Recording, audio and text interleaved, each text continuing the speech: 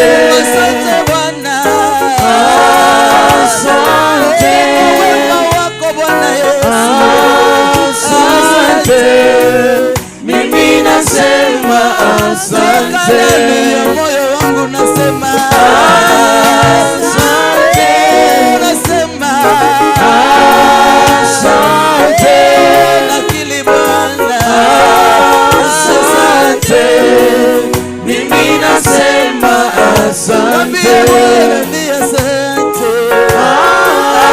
asante, asante Bwana Yesu, asante, fadhili zako Bwana, asante, mimi nasema asante, inasema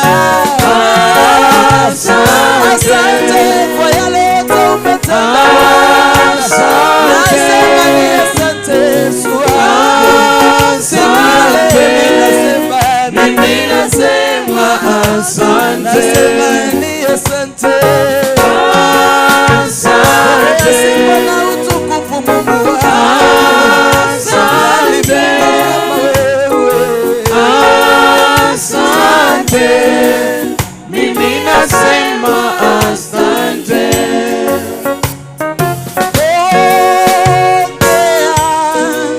sifa zote ni zako,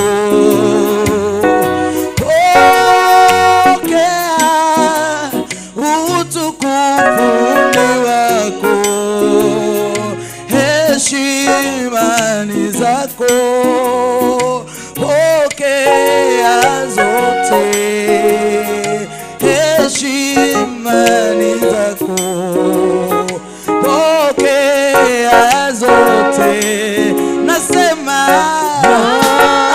asante Bwana Yesu, Asante, kama wewe Bwana, asante, mimi nasema asante.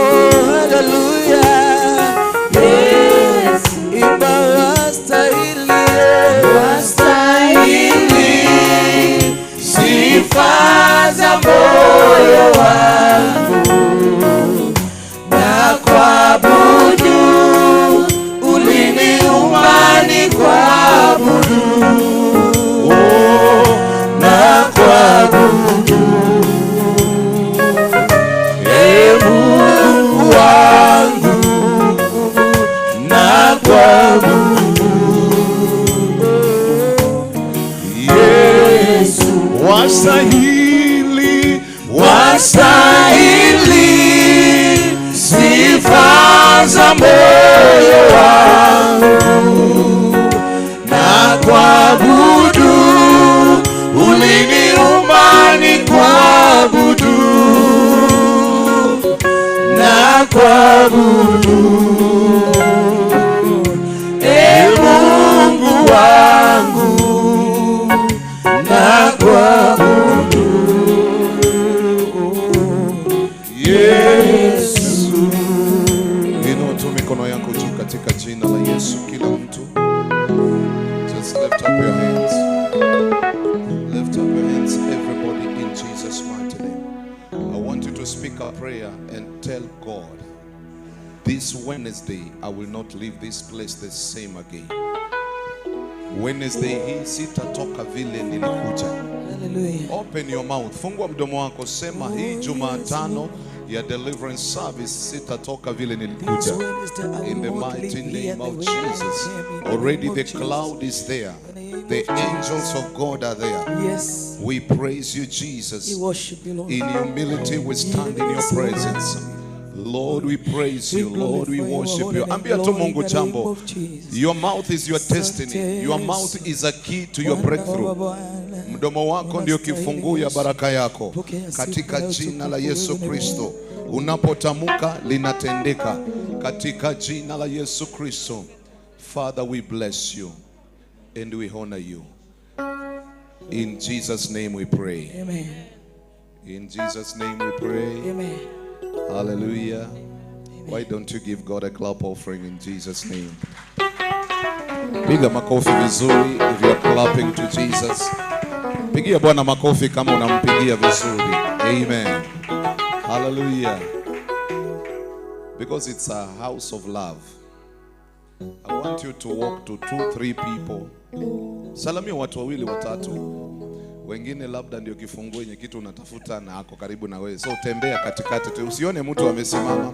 Tembea katikati katika jina la Yesu. Walk around, walk around. Tembea tu around in Jesus' mighty name. Walk around, walk around. Greet somebody in Jesus' mighty name. Greet somebody in Jesus' mighty name. Zunguka tu, salamia kila mtu. Ukiona mtu amesimama pahali pamoja,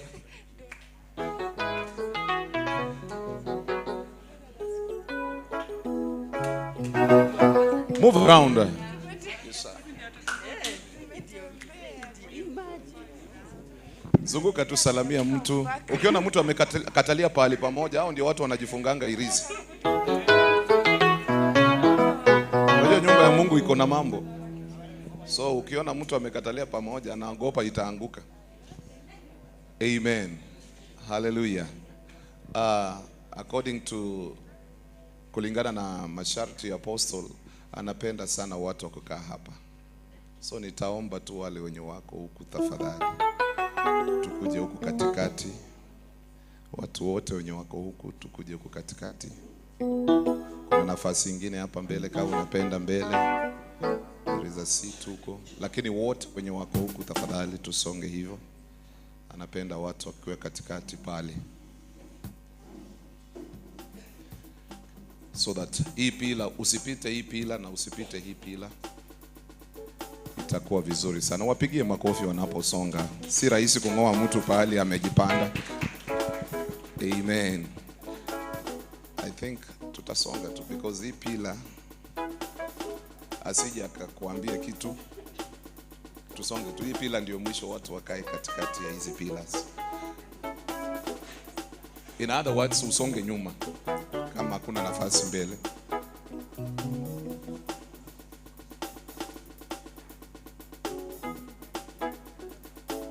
So that tukue katikati ya hizo pillars.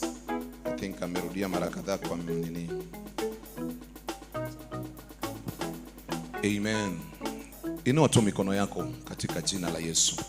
As he's going to come in kwa dakika chache, he should be here in Jesus' mighty name. Inua tu mikono yako. There is something enye mimi huwa nasema nikitoka kwa nyumba kwamba the moment ninakuja katika uwepo wa Mungu huwa nasahau kila kitu. And ninakuja na lengo na purpose. Kusudi lako la kuja hapa ni nini? Usilazimishwe kuinua mkono, usilazimishwe kuabudu. We are still in worship, to your beats, your praise. We are in the same mood. I don't take the house of God for granted. Bwana asifiwe. Nyumba ya Mungu ni pale unajua hapa ndipo kila kitu iko. So tukisema inua mkono, inua tu, just give him praise. Kuna watu hawana mikono. Kuna watu hawana ile mdomo ya kuongea venye unaongea. Wakati wanasema omba, pray my sister, pray my brother, because you never know after this service utakutana na muujiza ina gani. Inua tu mkono, tuanza kuambia Mungu jambo without even being told sing a song. Inua tu mikono yako, ambia Bwana something. Tell God you are worthy to be praised. Mwambie tu Bwana unastahili. Fungua mdomo wako, nataka nisikie sauti yako as you are talking to your master, as you are talking to the King of Kings, as you are talking to the Lord of Lords, as you are talking to the Master, in the mighty name of Jesus. Father, I bless you. Father, I honor you. Inua tu sauti yako, usingoje wimbo.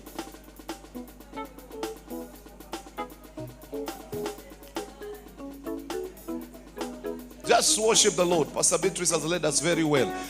Just worship the Lord. Continue activating the prayers in the name of Jesus.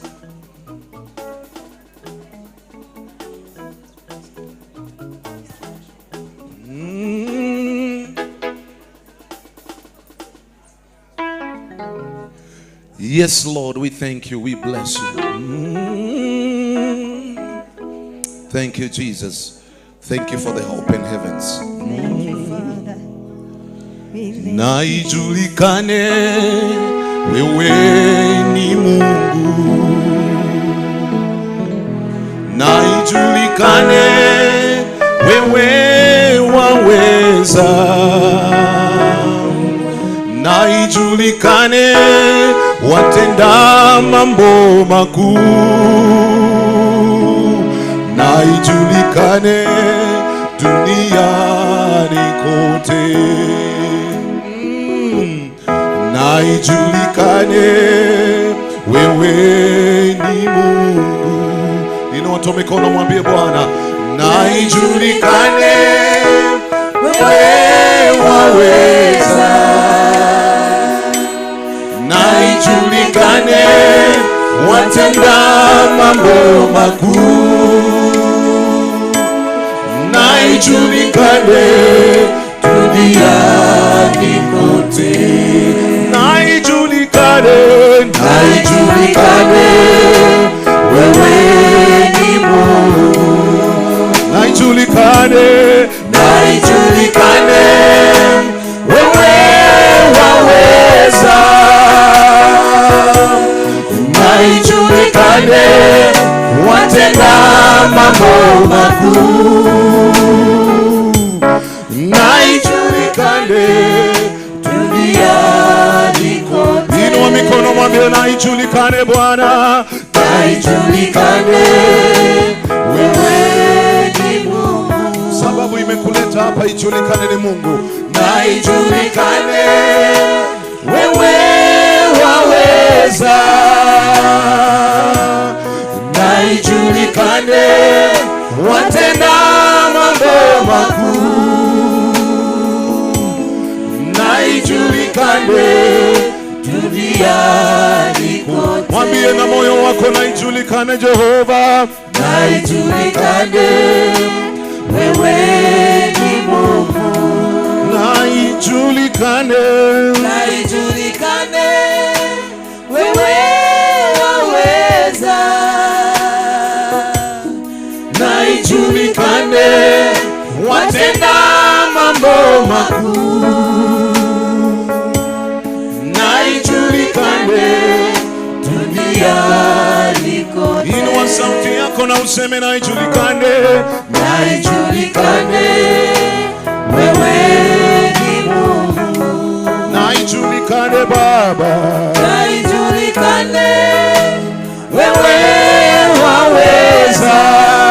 Oh, na ijulikane watenda mambo makuu. Na ijulikane duniani kote. Na ijulikane wewe ni Mungu. Na ijulikane yako na useme wewe waweza. Jumatano ya leo ijulikane na ijulikane, watenda mambo makuu, na ijulikane duniani kote, na ijulikane wewe ni Mungu, na ijulikane wewe waweza, na ijulikane watenda mambo makuu, na ijulikane duniani kote. Wastahili ewe Bwana, wastahili ewe Bwana, wastahili ewe Bwana Yesu, kupokea utukufu. Wastahili we, wastahili ewe Bwana. Inua mikono yako, sema wastahili, wastahili ewe Bwana, wastahili Bwana, wastahili ewe Bwana, ewe Bwana, kupokea utukufu. Mwambie wastahili Bwana, wastahili Bwana, wastahili Bwana,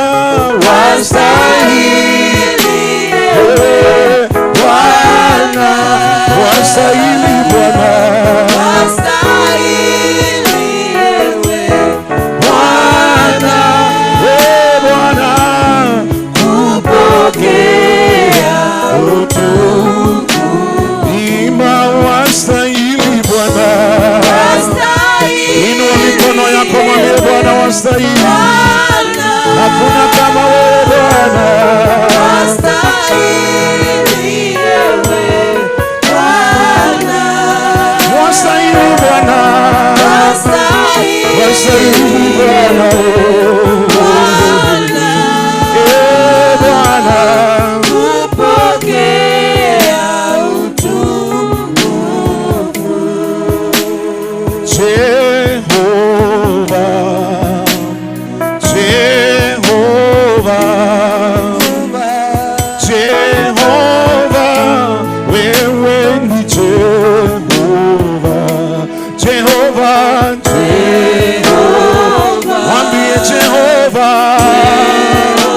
mwambie Jehova, Jehova, wewe ni Jehova, imba Jehova, imba Jehova, imba Jehova, wewe ni Jehova. Tunakuinulia mikono Jehova, inua mikono yako, mwambie Jehova, Jehova, wewe ni Jehova, imba Jehova, mwambie kwa sauti yako Jehova, imba Jehova, wewe ni Jehova, imba Jehova, imba Jehova, imba Jehova, wewe ni Jehova, imba Jehova, imba Jehova, imba Jehova, wewe ni Jehova. Nikikuita waitika, nikikuomba wanijibu. Jehova, wewe ni Jehova.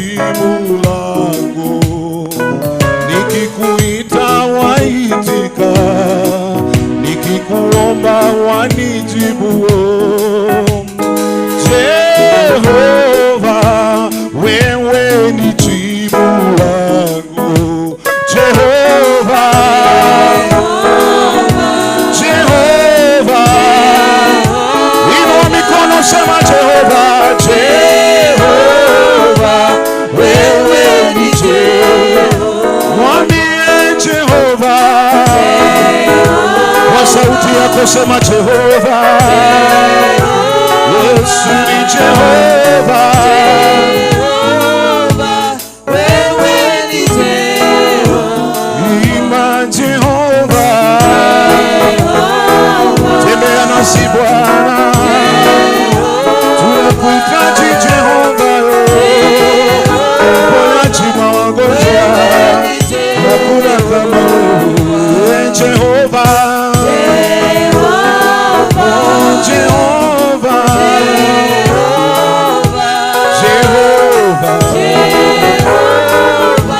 Wewe ni Jehova. Inua tu mikono yako juu katika jina la Yesu.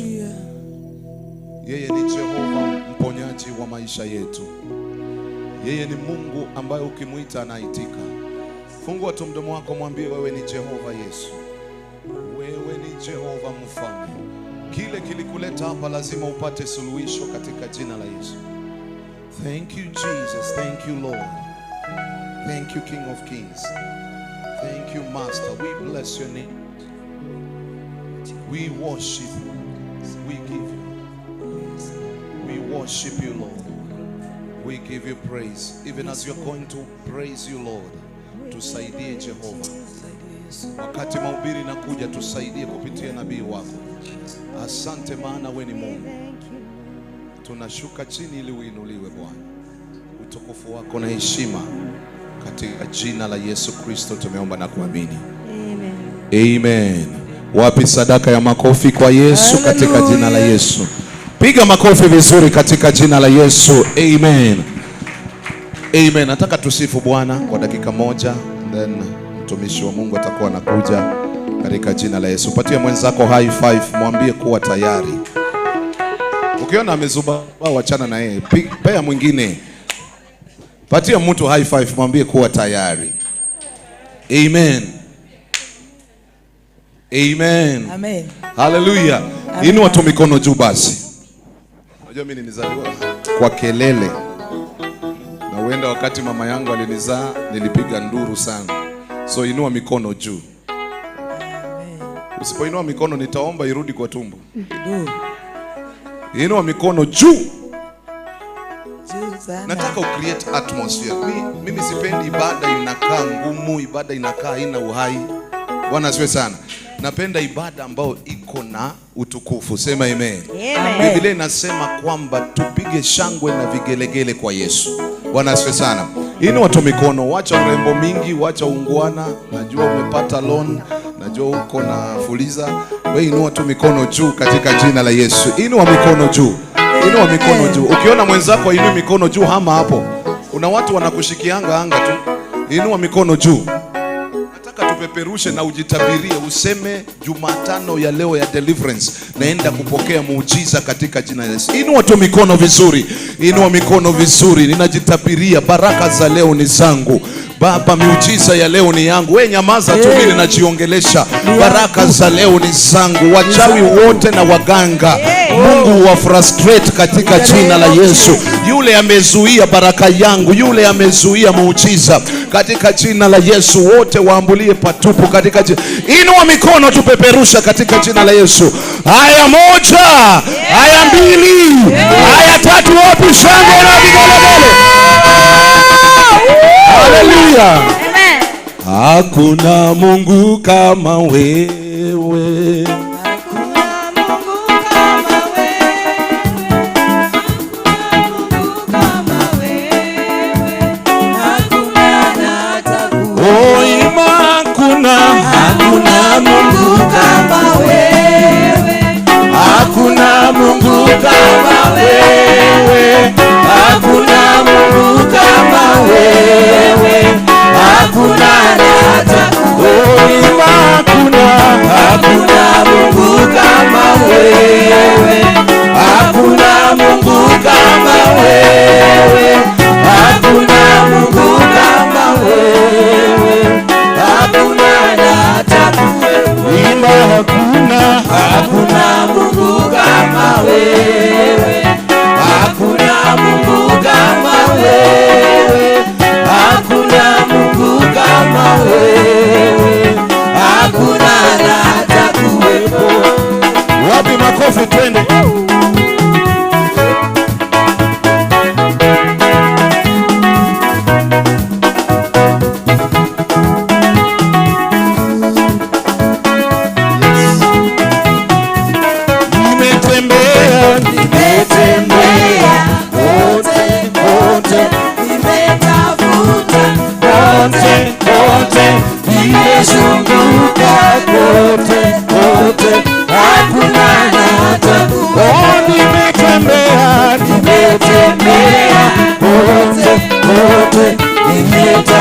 nimetafuta kote kote, nimezunguka kote kote, hakuna na hata. Oh, nimetembea tembea kote, nimetafuta kote kote, nimezunguka kote kote, hakuna na hata kuwepo. Ainuliwe Bwana wa mabwana, ainuliwe, ametenda mema.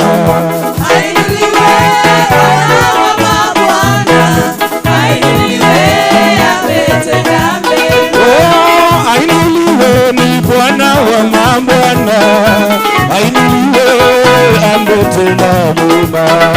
Ainuliwe Bwana, ainuliwe, ametenda mema. Oh, ainuliwe ni Bwana wa mabwana, ainuliwe, ametenda mema. Ainuliwe Bwana wa mabwana, ainuliwe Bwana, ainuliwe, ametenda mema. Ametenda mema, ametenda mema. Yesu ametenda mema, ametenda mema. Ametenda mema, ametenda mema. Yesu ametenda mema, ametenda mema. Ametenda mema, ametenda mema. Ametenda mema, ametenda mema. Ametenda mema, ametenda mema. Haya, mikono juu, mikono juu. Inua Yesu, inua. Inua Yesu, inua. Inua Yesu, inua. Inua Yesu, inua. Inua Yesu, inua. Inua Yesu, inua. Inua Yesu, inua. Inua Yesu, inua. Inua Yesu, inua. Inua Yesu, inua. Wapi shangwe na vigelegele? Tutaimba sana, tutaimba sana, tukizunguka zunguka kwenye kiti cha enzi.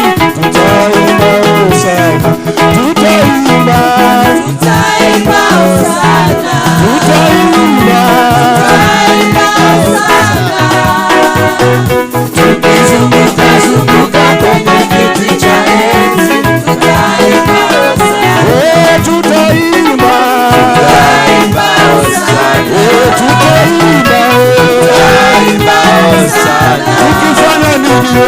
Tukizunguka zunguka kwenye kiti cha enzi. Tutaimba sana, tutaimba, tutaimba sana, tutaimba sana.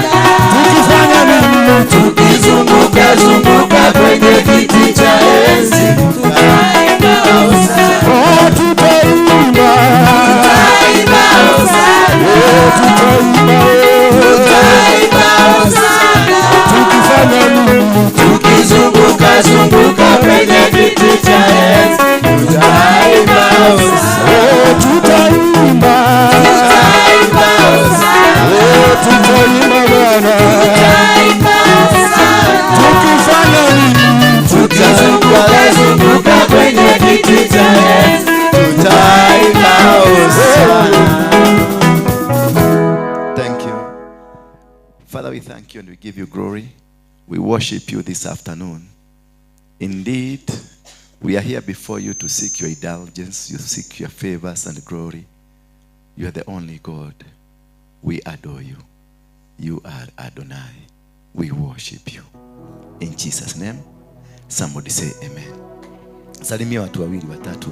Wacha kukaa ofio ofio. Salimia mtu hata utake kujua umetako. Labda mtu wako na shida na ni wewe uko solution. Alafu unamwangalia vibaya. Tawaimiro raji kwani.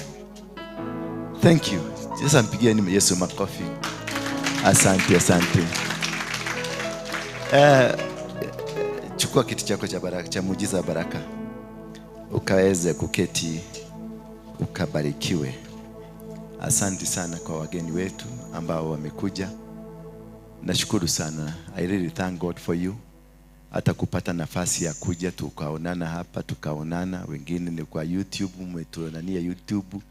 Hata nimeona my good friend is around here. Thank you. We thank Jesus because of my good friend. Hallelujah. Bwana Yesu asifiwe sana. That is wonderful. This is another Wednesday, a Wednesday of blessing. Na naona Mungu anaendelea kutenda miujiza katikati yetu. And this is a day nataka kukuambia kwamba God has done it.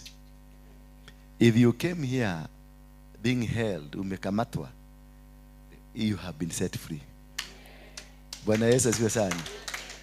Unajua kuna watu mnafikiriaga lazima uwekelewe mkono ama ni kuombea ndio maneno yako yakuwe mzuri. Dunia imebadilika. Mungu alibadilisha hiyo. Hiyo ilikuwa ya zamani analog. Sasa siku hizi tuko digital. Si unakaa kwako kwa nyumba, una connect TV na haina waya lakini unaona YouTube. Sasa unafikiria ilibadilika kwa TV ikakosa kubadilika kwa ulimwengu wa kiroho? Tumekuwa digital. All what you need to have is faith. I was been tracing today, nilikuwa najaribu kutafuta ndio nikuje nikufundisha hiyo, because that is what I wanted to teach you, that Jesus alikuja kapatana huyu mama roda akamwambia, "I pray." Where is it? Is it in the Bible? He never prayed because he already done it in the night. Jesus never slept. He used to pray in the night. Then God will reveal to him what kind of people are you going to meet. So watu wote ambao Yesu alikutana na wao, alikuwa shakutana na wao usiku kwenye maombi. So when you come here, me am a night prayer. Me am a night prayer. Ukiona nimetoka hapa nimetoka Gong, Kichaka. Kuna nyesha lakini nililala huko. Kichaka, there is no house. Niko datodina hairemo. Kumere murodhi, tuone ule ogeka. Kutokea tu Simba, nikae tu hivi ni ya kuangalia, nione hiyo area kama itakuwa namna gani. And when nikiomba, God tells me, these are the type of the people that are going to come in your service today. And then he gives me the code, the formula, what to do. So I don't need, hata kufika kwako wakati uliingia hapa, maneno yako yalifukuka. Siwe kazi ilipatikana. Consider it done. Alikuwa amekuja kuombewa mambo mengine, lakini nikasikia Mungu akiniambia mupatie kazi. Because he's been working na kampuni nyingine na hayuko kazi, na hiyo kampuni tuko nayo hapa. Hallelujah. Mungu akaniambia aende interview. Sasa yeye amekuja shughuli zingine, mtoto anahara, yeye anahara. Lakini kumbe alihalishwa kutoka nyumbani ya kuja hapa ndio apate muujiza wake. Bwana Yesu asifiwe sana. Simpigie Yesu makofi. Kwa hivyo usifikirie ati unaweza kuwa umegogwa, Bwana amekufukuza ukibie mpaka ukuje hapa. Kumbe ni kufukuzwa. Ukuje hapa upate muujiza yako. So usikoje ati nikuwekelea mikono mingi. Ninawekelea tu for the sake of doing it. Msifikirie ninakuwa ati niko serious nikikuwekelea mkono. Nakuanga na waste time yangu. Because already I have done it. Wakati nilisimama hapa, it has been done. There is no demon that can withstand the fire that is here. Nimepigia mtu anaitwa, mnajua Keti Jijo. Anapendanga kujoku na mimi sana. Sasa mpigie simu mwambie kuja. Anasema hapa sikuji. Kwa nini? Mimi ile kitu niliona Sunday, I've never seen it. Sababu akiwa hapa aliona malaika wamesimama pale. Wengi. Joke zote. Ninakwambia wewe cheza na mimi tu. Sitakuuliza lakini kuna mtu atakukataza. Joke zote zikafanya nini? Sasa hii ameitwa mara 6 akuje hapa. Wafanye show. Amesema nie kwa ule. Atatagisharia kodo kogetoge kila show.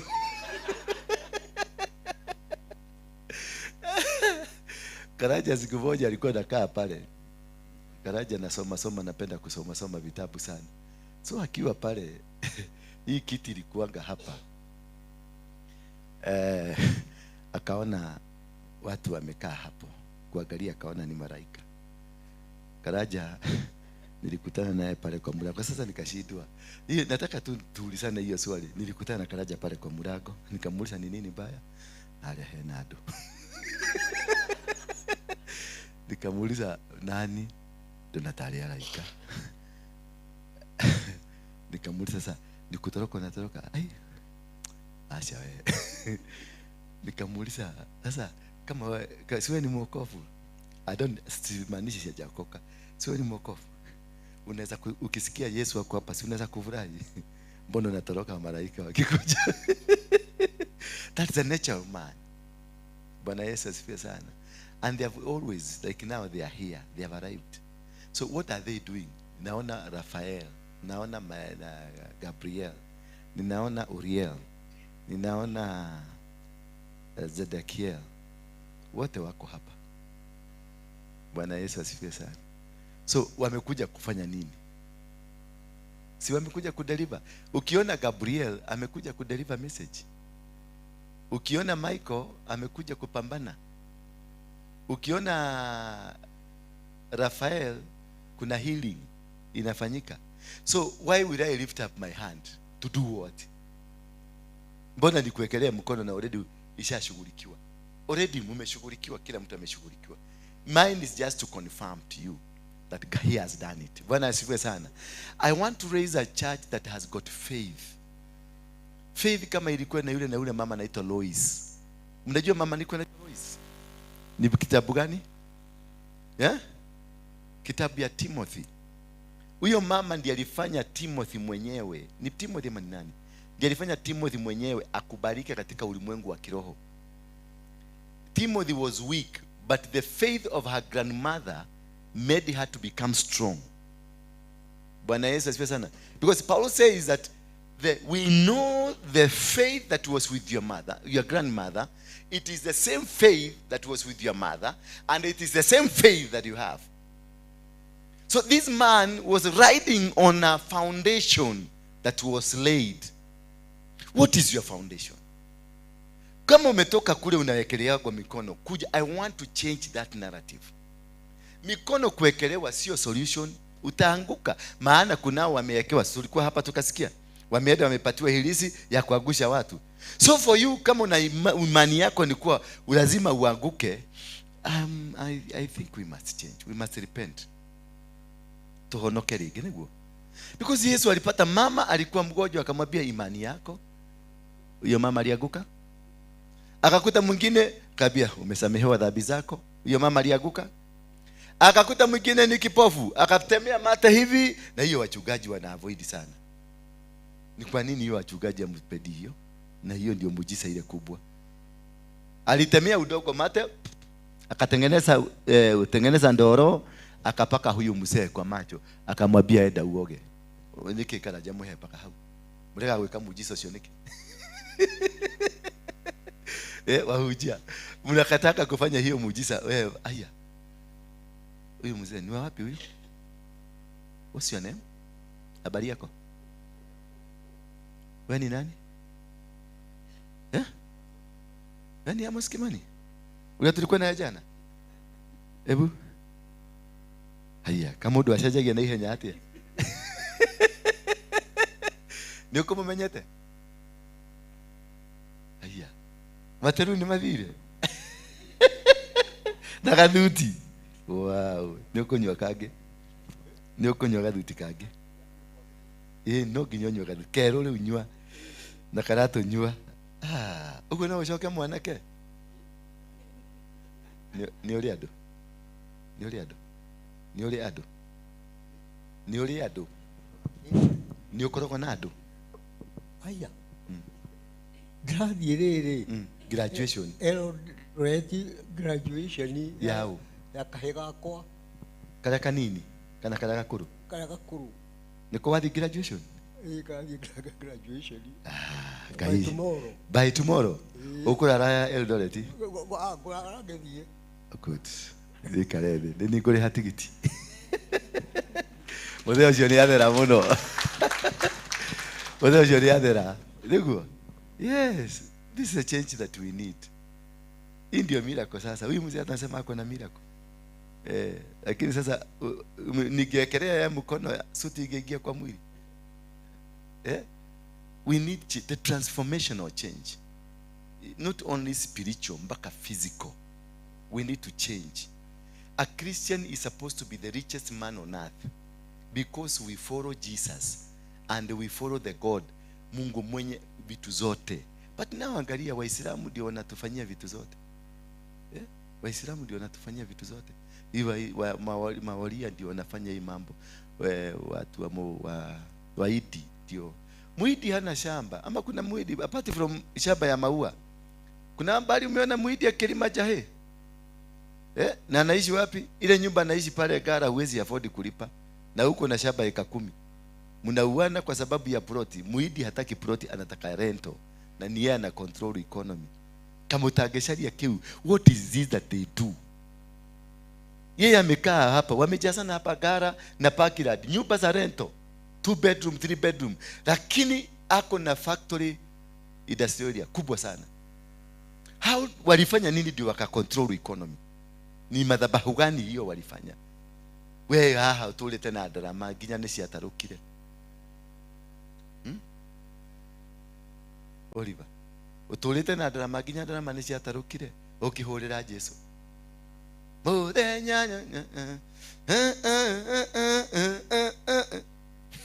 Wewe kuma hauginya gikombe kia mai hatiri.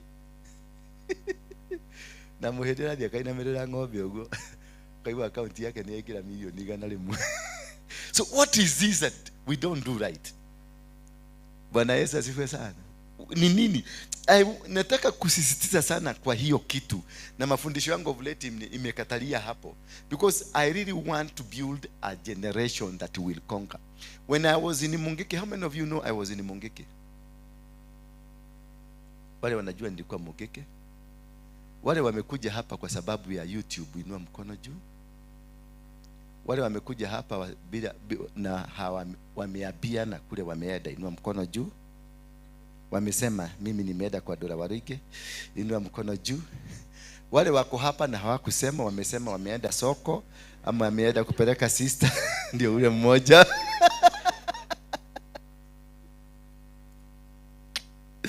Kai kakadi ya tiama.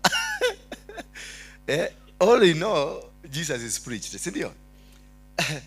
We controlled the economy when I was in Mungiki. The outfit ya matatu industry, I was running it literally. You buy your car, you bring it, you will not control it, I will control it. Wekelea gari yako hapo, unataka pesa ngapi jioni? Shilingi 11,000. Enda nyumbani, ngojea 11,000 kwa nyumba. Gari venye itafanywa nayo, are you a victim? Are you a victim? Sema I'm a victim. Yes, of my brutality. Yeah, I really helped. I nililete order kwa matatu. Hizi sako zote unaona zililetwa na Michuki. They borrowed my blueprint. Na hii nyumba 10, they borrowed my blueprint. Ndio unaona nikibrag, sometimes I see the nation is run on my blueprint. Hii nyumba 10 tulikuwa kwa Mungiki, tulikuwa na tunaitwa platoon, watu 10. So I used to fund the watu 10. Bwana Yesu asifiwe sana. Tukiokota mapesa huko, every day I used to collect 5 million shillings. 5 cool million. 5 shillings. See 5 shillings. 5 million. Ushahesabu pesa, si ndio? You know how 5 million looks like.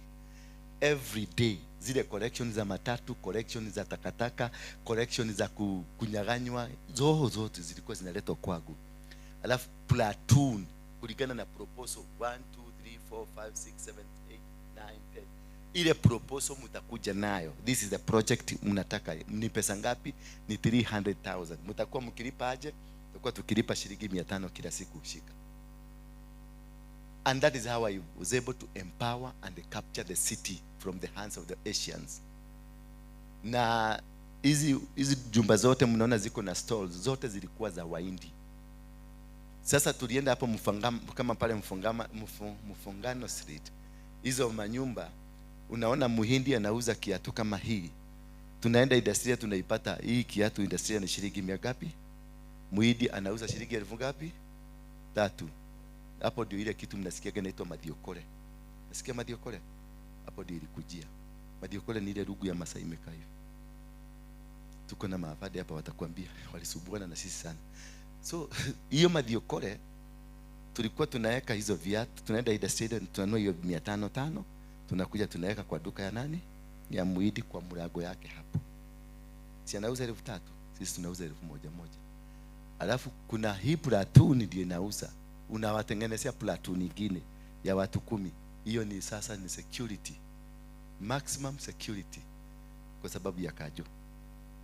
Kajo akikuja si Muhidi sasa anapigia Kajo. Kujeni watu wamejaa kwa mlango wako, Wakajo wanakuja.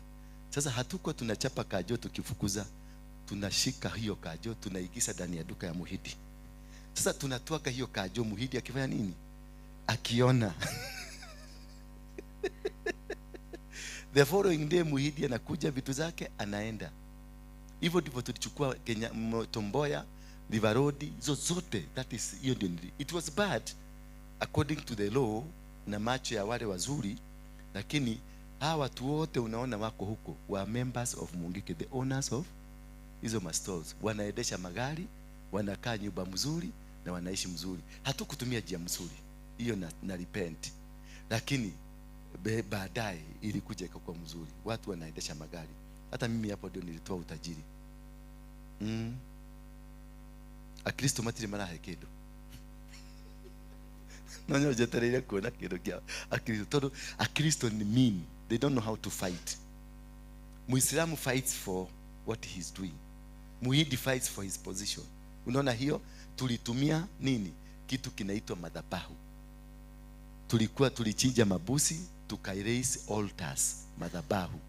Ndio tukiingia huko tunawashida madhabahu. Sema madhabahu. Na hapo ndio topic yangu inaanzia leo. Vita vya kimadhabahu vinakuanga aje?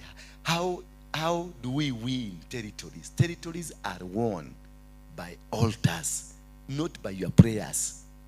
You can pray as much you can pray, but all territories are captured by altars.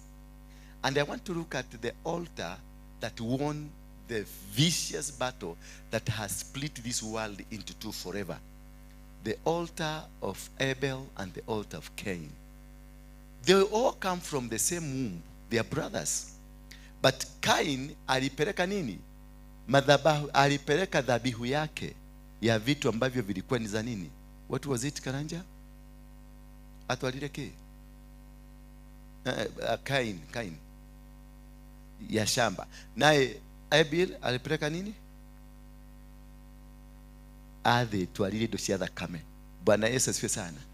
So huyu alipeleka vitu za damu na huyu alipeleka mimea ya shamba. So what happened is that dhabihu ya Abel ilikubalika, lakini dhabihu ya Cain ikakatalika.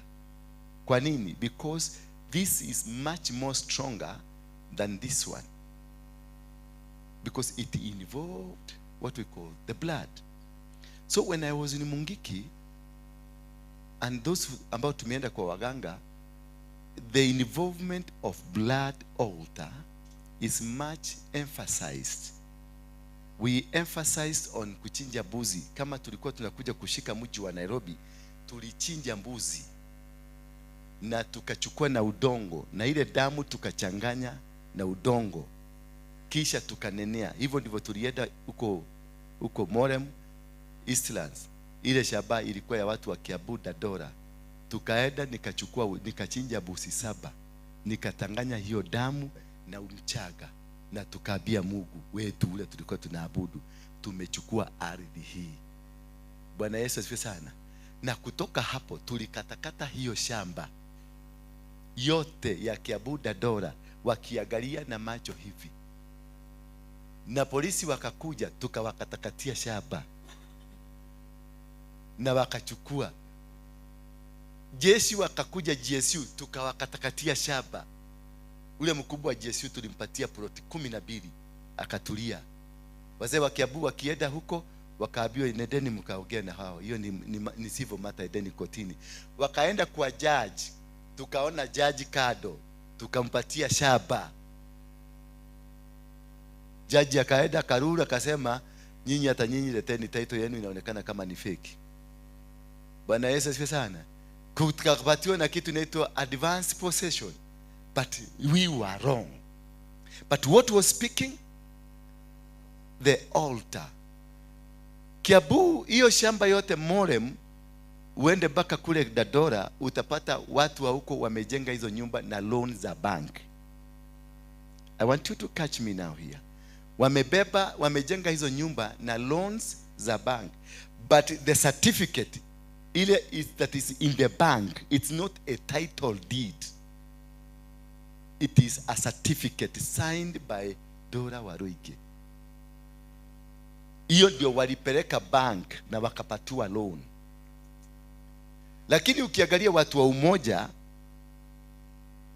wako na certificates, lakini angalia tule tunyumba wanaishi ni tule twa zamani. Certificate zao zilikataliwa, wakaambiwa walete title, na the border is Kangudo Road. Hello? The border is what? Hawa wamenyimwa because they don't have a valid government document. That's a title deed. Hawa wamepatiwa na signature ya Dora Waruinge. A paper printed on a cyber cafe. Na wakapatiwa kama certificates.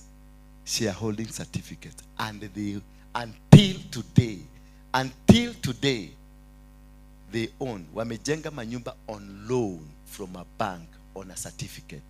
Watu wa Umoja bado wanaishi kwa tunyumba tule tulikuwa tumelala hivi, because they cannot afford to build a house.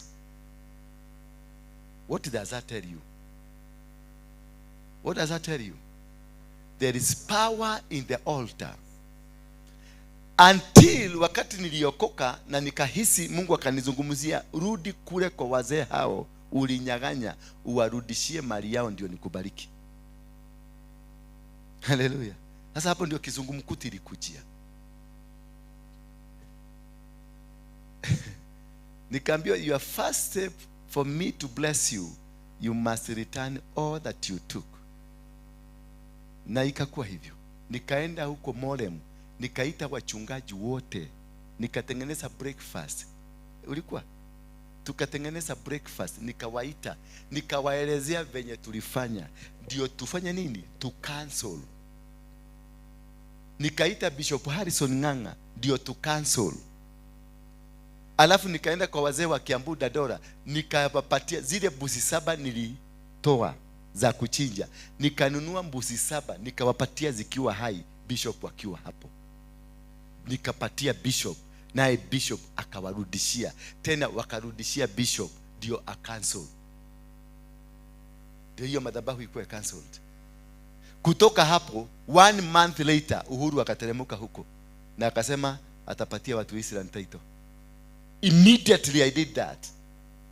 Uhuru alikimbia huko na akasema sasa, na wakapatiwa wale pale nilifugua wote wako na title size. So you see, I'm just trying to explain to you something, na ndio nataka niende pole pole, kwa sababu nyinyi mmefugwa na madhabahu.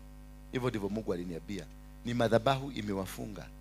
Na madhabahu sio maombi mingi, hapana. Madhabahu ni kuunderstand. Wakati nilitafuta hawa wazee wa Kiambu Dadora, niliapologize. Nikakaa na wao chini, nikawaambia ninataka kuwarudishia udongo wenu. Lakini mwanzo kabisa nilifanya na Bishop Harrison Nganga na nikafanya na wachungaji wa huko. Lakini cha ajabu ni kwamba wachungaji hao walienda wakaniitia polisi, wakasema mimi nataka kuanzisha Mogeke. Mkutano ya kwanza ikakuwa cancelled. Why? Because the beneficiaries ni hao wachungaji. So wakati niliwaambia what I'm going to do, walikataa, kwa sababu walijua watarudisha mashamba. Walijua I am making now kutabomolewa, mashamba irudishiwe wenyewe. But I had the formula. The way I had the first formula, I had the second formula. Nikawaambia tuzunguke. Tulizunguka na wachungaji wa Island usiku, siku 7 kuzunguka Island mzima kufungua mji. Bwana Yesu asifiwe sana.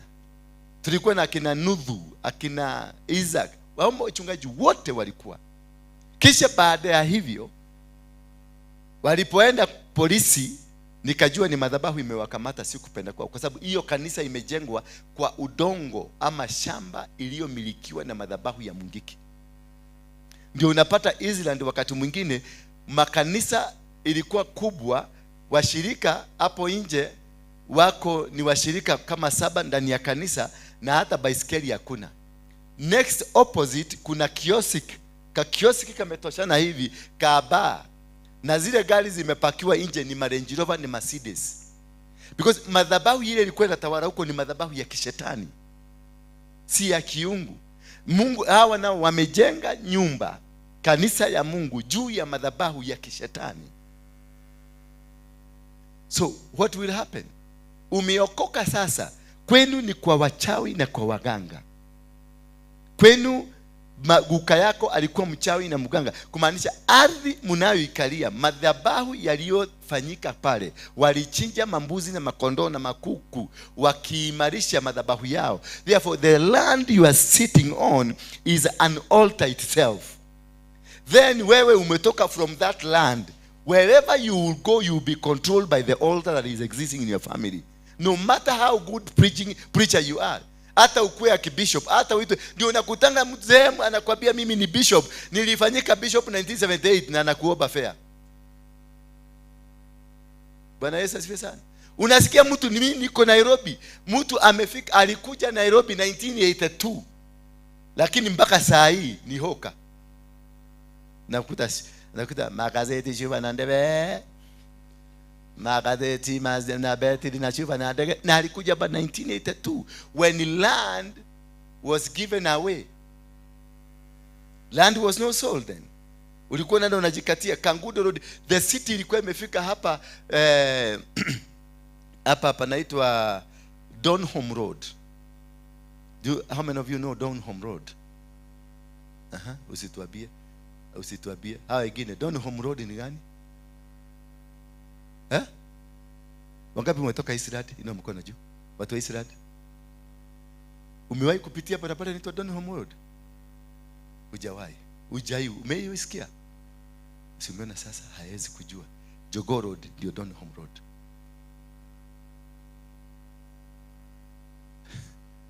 Ni ya mzungu alikuwa anaitwa Donholm. Hata City Stadium ilikuwa inaitwa Donholm. Hallelujah. So umekuja unasikia mtu alikuja 1982. Mashamba ilikuwa inapatikana na alikuwa kwa opposition, alikuwa kwa serikali na alikuwa na uwezo wa kupata shamba. Na hata alikuwa na pesa. By then shamba ilikuwa inauzwa shilingi 15 ama ilikuwa inauzwa shilingi 300. Hiyo pesa alikuwa nayo lakini hakuweza. Lakini na kuna mtu mwingine alikuwa sweeper. Hiyo ofisi mtu alikuwa manager, alikuwa sweeper na ako na maplot saa hii uko Islands. Sasa unashidwa. Wewe ulikuanga manager, you are controlling everything, but hauna chochote mpaka sasa. Unaishi nyumba za kukomboa. Na huyu kijana alikuanga sweeper, yeye ndiye alikuwa na kupagusia. Unamtuma kijana aende upaguse hizi viatu pale na matope yote ile umekanyaga ya cotton. Huyo kijana ndio sasa amekukombolesha nyumba. Hiyo nyumba moja unaishi ni yake. Ni kwa nini? Inategemea na madhabahu ya kwenu kule umetoka. Ukitoka nyumbani kama guka yako alikuwa muganga na alikuwa mchawi na walichinja na walifanya vile vikafara zote, basi madhabahu hiyo kule mbuzi zilichinjwa, kule unaitanishwa, kule umbilical cord yako iko, hiyo madhabahu ndio inakutawala. At the time wewe mwenyewe utavunja, ukate the umbilical cord between you, the land and your parents, that is when you will have your own identity. We become because of the identity that is behind us. We are because of the identity. Wakati nilikuwa Mungiki, it was not me until I discovered this is not me. It was my great grandfather General Waruinge ambaye alianzisha Maumau, ambaye alianzisha kiapo ya Maumau. Yeye ndio alikuwa mimi. I was a reincarnate of that gentleman. Mimi ndio nilianzisha kiapo ya Mungiki. Na mimi ndio nilianzisha Mungiki. My grandfather ndiye alianzisha kiapo ya Maumau na ndiye alianzisha Maumau. My grandfather wakianzisha hiyo kitu walikuwa watu 7. Walikuwa Kemathi, Itotia, Madhenge na Waihora, na there were 7 Mau generals. You can Google, you see that. Wakati tumeanzisha Mungiki tulikuwa watu 7 cousins. Wale Kemathi na Waruinge walikuwa first cousins, na kina Madhenge the 7 one they were first cousins. Sisi wakati tulianzisha Mungiki we started tukiwa 7 first cousins. Umeona? We are all first. Mainajenga is my first cousin. His brother my first cousin. Waithaka my first cousin. Dongo my first cousin. We were 7 Mungiki leaders. All of them first cousins. Mau the other side, my grandfather, Kemathi, Itotia, all of them, they were 7 and they were all first cousins. My grandfather alianzisha Mau baada ya wao kupelekwa kule Bama kupigana na Matalian, na wakati kulikuwa na Second World War. That is the time they discovered mzungu anakufanga. Walipotoka huko walikuja wakijua tunakuja kunyorosa haka kamutu. Na my grandfather kwa sababu alikuwa amesoma kidogo ndio alianzisha. This is the man who coined, ndio alitengeneza maneno ya kiapo. Ile ilitumika kubind hawa watu. Si kama mnanielewa hapa. Ndio alitumika kubind watu. Maneno ya kiapo yeye ndiye alitengeneza, na kiapo yeye ndiye alitengeneza kwa shosho yangu mwenye anakuanga hapa Banana. Hapa tu Banana ndio kiapo ilianzia. Kwa mama anaitwa Abigail. Walipotengeneza kiapo ndio waliendeleza na wakafunga inji nzima. Kenya imefungwa na kiapo ya Mau ya my grandfather, kwa sababu yeye ndiye alianzisha. It doesn't matter how it spread. But again, ukirudi pande ya Mungiki, mimi ndio nilitengeneza kiapo ya Mungiki. Mimi ndio nilianzisha Mungiki, na mimi ndio nilitengeneza kiapo ya nini? Ya Mungiki. Na wakati juzi nimeenda kufanya utafiti kutafuta kujitafuta, nilienda nikakutana na karatasi ile my grandfather aliandika ya kiapo. Ile kiapo nilikuwa napatiana kwa Mungiki ndio hii exactly word by word. Number 1, number 2, number 3 mpaka number 7, word by word in the same arrangement. Mimi kuka yangu sikumuona, alibomiwa pale hapa Uplands na wazungu akakufa. I never saw him. But these documents were kept by my grandmother. Nilikutana nazo kabla hajakufa. And exactly what I had planned, exactly what I was doing, ndio huyu mzee alikuwa amefanya. So wakati nilikutana na bishop akaniuliza, because that's the time I encountered the doctrine of understanding the altars. Bishop akaniuliza maswali, akaniuliza who is your father? Nikamwambia. Na kuka yako anaitwa nani? Nikamwambia. Akaniuliza ni yule alikuwa Mau. Basi akaniambia maneno iko hapo. Sasa wewe ni huyo.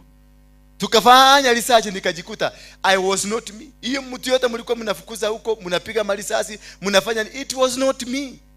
Ni huyo mse. It was not me. Karakteriki yake yote. Huyo mzee alikuwa na bibi 13 na maconcubine wengi kabisa. Bibi yote mzuri alikuwa yake. Nikiwa Mungiki mwanamke yote mzuri alikuwa yangu. Bwana Yesu asifiwe sana. The same character. Tabia, mienendo yote ilikuwa ni yeye. Wanawake wote nimezaa na wanawake zaidi ya 18. Na since nilijitoa hiyo mzee akatoka, hata tamaa ya mwanamke iliniondokea. Kuna vitu unafanyanga si wewe. Unajikuta unapenda tu kimwanaume si wewe. Unaigwa tu ukienda kimwanaume ngiri nekuire. Ogwo niguo nyoko wakorago. Bwana Yesu asifiwe sana. Unajikuta kwenye mambo yani mpaka unashangaa, how did I get myself here? What is the miracle that happened? Unajikuta huko Mombasa na unajaribu kuhesabu kwenu hakuna mtu ajaye safiri, lakini huko Mombasa. Na huko Mombasa unafanya vituko mpaka Mombasa mzima inanyamaza.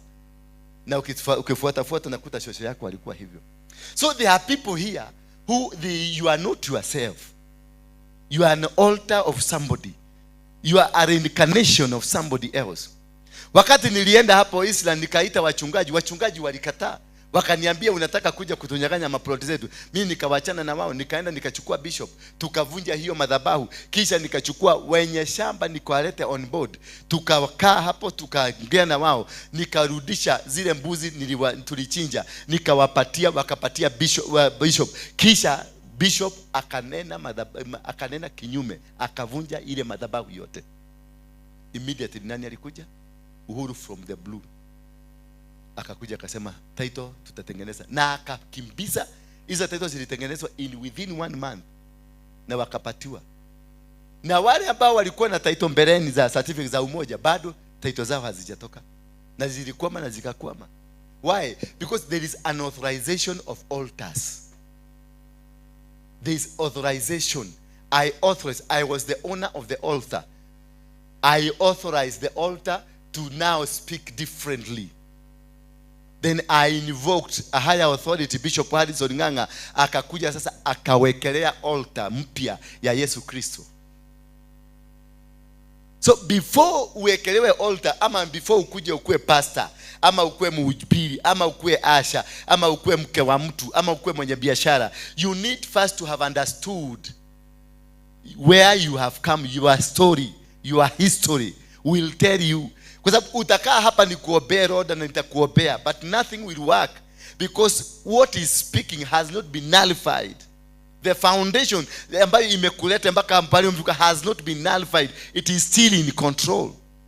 Huyu mzee alikuja hapa wa UK, the king alipokuja hapa, angalia zile vituko zimetokea Kenya. Maana yeye ndio mwenye madhabahu ambayo inatutawala kupitia kwa Commonwealth, madhabahu ya Baal. Wakati amekuja ameenda Uhuru Garden, amewakisha moto. Kuna kamoto waliakisha wakiwa na Ruto. Him was come to reignite the fire that was fading. Na mtaona mpaka president wenu ataanza kujisahau kabisa kabisa. They came to reignite the Freemason altar. Because the altar is only reignited by the small act. Kama baba yako ama guka yako alikuanga msherati, wewe unaweza kuignite usherati kwenu. Wengine wote kwenu wanaweza kosa kuwa ni mabishop, ni mapasta, lakini wewe tu mwenyewe uliignite ufanye usherati, na ukifanya usherati mpaka hao mabishop watafanya, because the altar imefufuliwa, imeanza kufanya kazi. So wakati Cain alitoa, ilileta uhasama kati ya Abel na Cain. Mpaka Cain akakasirika, akamuua brother yake. Kwa sababu ya nini? Kwa sababu ya madhabahu. Huyu aliinua madhabahu ikakubalika, na huyu aliinua madhabahu ikaangua. Hiyo ndio tunaita vita vya ibada, maana hiyo ni ibada. Ndio unaonanga hapa kanisani watu wanapigana. Unakuja unampatia huyu microphone, siku moja utasikia kanisa mzima, kikundi cha watu kimekusanyika kupiga huyu. Hapigwi kwa sababu ni mbaya, ni vita vya kiibada vimeinuka. Nyumbani kwako vita ambavyo mnapigana na mume wako ni vita vya ibada.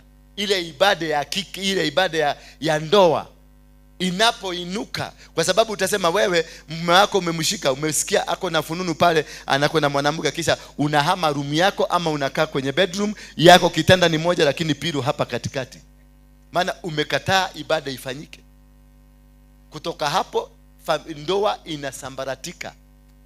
Hiyo ndio tunaita vita vya ibada. Ni ibada gani hii imesababisha wewe uanguke? Ni ibada gani hii imesababisha maisha yako yamekosa kwenda mbele vizuri? Ni ibada gani ilifanyika? Walienda kwa waganga wakatoa sacrifices. Hiyo ni ibada ilifanyika kwako.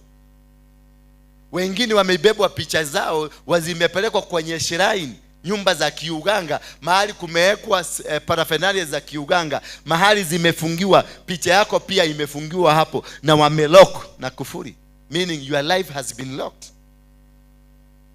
Why? Because there are traces. Na ni kwa nini unarogeka? Ni kwa nini wanafaulu kuroga wewe lakini wameshindwa kuroga huyu?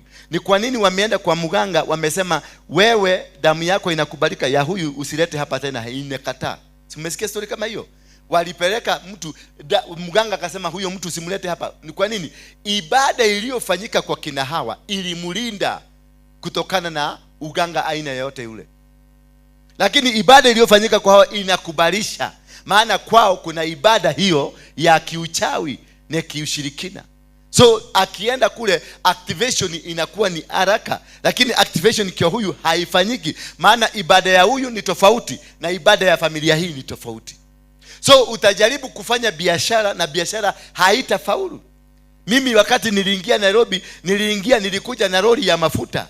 Mama yangu aliniombea lori ya mafuta, ilikuwa inaendeshwa na cousin yangu. Akanibeba akanileta mpaka Nairobi. Kule kuna cousin zetu wengine pale Mweki kalikuwa kakitu kadogo sana. Nilipofika kwa 90s kalikuwa kakitu kadogo. Nyumba zilikuwa za mbao huko. Mimi tukatoka nyumbani, nilibeba viazi. Niliwekewa viazi kwa kagunia kadogo kale ka fertilizer. Na kale ka hybrid, ka mahindi za hybrid. Viazi mahindi ya kupika getheri ile gumu na viazi kwa kagunia. Tukunia tuwili, tule twa hybrid, tuwili twa yellow. Ito ndio nilibeba nikitoka nyumbani. Lakini nilipofika Nairobi, nilihangaisha Nairobi. Saa hizi nimehangaisha Nairobi. Kumbuka nilikuja na lift Nairobi. Wewe ulikuja na kazeni yako na Prado ya kazeni yako. Lakini mimi nilikuja na msaada wa kuombewa lift mpaka Nairobi. Lakini mimi jina yangu ni kubwa, wewe jina yako bado iko kule chini. Ni madhabahu, ni ibada iliyo katika familia. Nikienda mahali popote, hata niende Amerika, nitaongoza, nitafanya vituko. Hata niende Uingereza, hata niende kwa Arabu, nitafanya vituko. Wakati nilikuwa Mungeke, nilikutana na Osama bin Laden na tukafanya mambo na yeye. Tukatoka hapo akanipeleka tukakutana na mtu anaitwa huyu Gaddafi. Kutoka kwa Gaddafi akanipatia ndege yake ikanipeleka mpaka Saudi Arabia. Nikakutana na mfalme wa Saudi Arabia nikiwa nani? I was not organizing these things, but I found myself in positions. I have met 37 presidents in the world. Nikiwa nani? Just ask you. Hata mimi najiuliza, nikiwa nani? I'm just an ordinary person, but I'm recognized in the spiritual realm. Katika ulimwengu wa kiroho kuna mahali ninajulikana. Katika ulimwengu wa kiroho kuna mahali niko na power. Hiyo power ndio ina command barabara zangu zote. So if you are operating under an altar that is a demonic altar, the activation in the spiritual realm, it is demonic altars that will be activated in you. Utoke hapa, kama kwenu kuna umaskini, hata nikulipie fare tuende America, utaendelea kuendeleza umaskini kwa America. Nothing will change until such a time you are able to break the altars that are operating in you. Wakati wote tulifanya na Don crusade, lakini baada ya kufanya crusade tulienda kukunywa pombe. Tulifanya crusade pale hapa Jacaranda uwanja ukajaa. Mnasemanga mnajua kujaza watu. Uwanja ulijaa furifuri. Kutoka hapo tulienda wapi? Tulienda Fahari. Kule nani? Kule Utawala. Ile mkahawa inaitwa Fahari. Tulilala tukikunywa mpaka asubuhi. Tukasahau tuko na crusade. Tukalala. Kwa nini? Madhabahu ilikuwa inaniuliza, ni nini hiyo unatangaza? Because nilikuwa nimeokoka, ninaenda kanisa, nimefanyika pasta, lakini madhabahu bado imenikamata. Ninatangaza injili, lakini baadaye jioni wananiita, wazee wale wananiita, wananipeleka kwa baba, niuliza, we hiyo kiherehere hatutaki kusikia. Una imagine tuko na crusade, tulilala, tuliamka saa 2 usiku. Watu wako kiwaja, simu zetu hatukuchaji, zilizima zote. Tumelala. Na sasa hiyo kila mtu ako na kadogodogo hapa. Na tumetoka jana kuhubiria watu na wakaokoka. Maelfu waliokoka. Tulitakasa wale watu wanataka kuokoka. Niliona ni kama kiwanja imejikata. Ya wakakuja wakaokoka. Tukawaambia nguvu za usherati zianguke. Tukawaambia ulevi, tukawaambia nini? Hizo vitu zote tulifanya usiku. Zile zote tuliombea, tulizifanya nini? Kwa sababu hiyo madhabahu ilituuliza, who are you to speak? Nani amekupatia ruhusa? Bwana Yesu asifiwe. Until the day now I discovered myself. Nikaenda kwa bishop, tukaanza to trace myself. Tukalitrace mpaka nikajipata who I am. Kutoka hapo ndio tulikata kitovu. Kile kilinishikanisha. Since then my life changed. Remember, I was saved. Si ati nikifanya hizo vitu zote sikuwa nimeokoka. Si ati nikienda crusade nilikuwa na ulisa Don siku hiyo alikuwa kijana. Kanaimba wimbo ilikuwa inaitwa Kilio. Kilio. Watu kana na mwingine alikuwa anaitwa M-pesa, sio? Alikuwa anaitwa nani?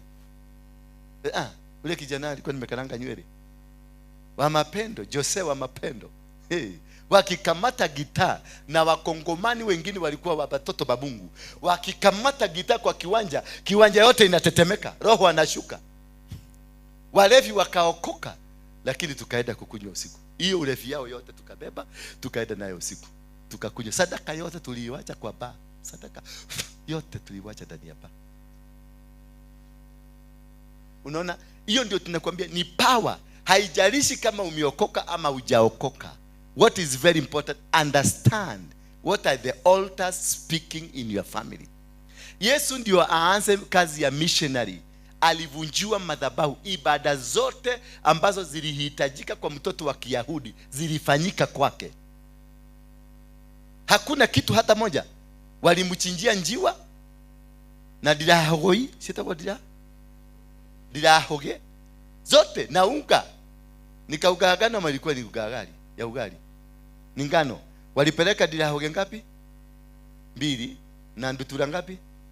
2 na unga. Kama sheria ilivyokuwa inasema, walimfanyia itifaki zote. Na siku ya 8 akatahirishwa.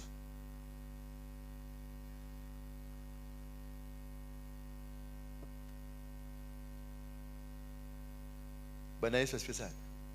So ibada za familia, baba yako anafanyanga ibada gani? Ndio afike hiyo level alifanya. Ni ibada gani baba yako alifanya? Ni ibada gani mama yako alifanya? Ni ibada gani guka yako alifanya? Ni ibada gani muherega yenu ilikuwa inafanya? Ni ibada gani ya Wakikuyu? Ni ibada gani ya Wakisii? Ni ibada gani ya Wakamba? Umetoka hapa umeenda umeolewa kwa Wakamba. Uende uangalie mazishi yao, itakwambia a different narrative from the Kikuyus. Wakamba wanakula kwanza ndio wazike. Wakikuyu mnakula kwanza, mnazika kwanza ndio. Hiyo ni ibada. Hiyo ni ibada. Ndio mnaambia kwenda kukula kwa mazishi. Understand ni kwa nini wanakula kwanza. Ni mukena munore maino kageshagi. Adwana irofi ne mafage ado aito abai mwebe mureke adwana irofi. Negetha turekanie andu a mucie mwabe mweherera inine andu a Nairobi.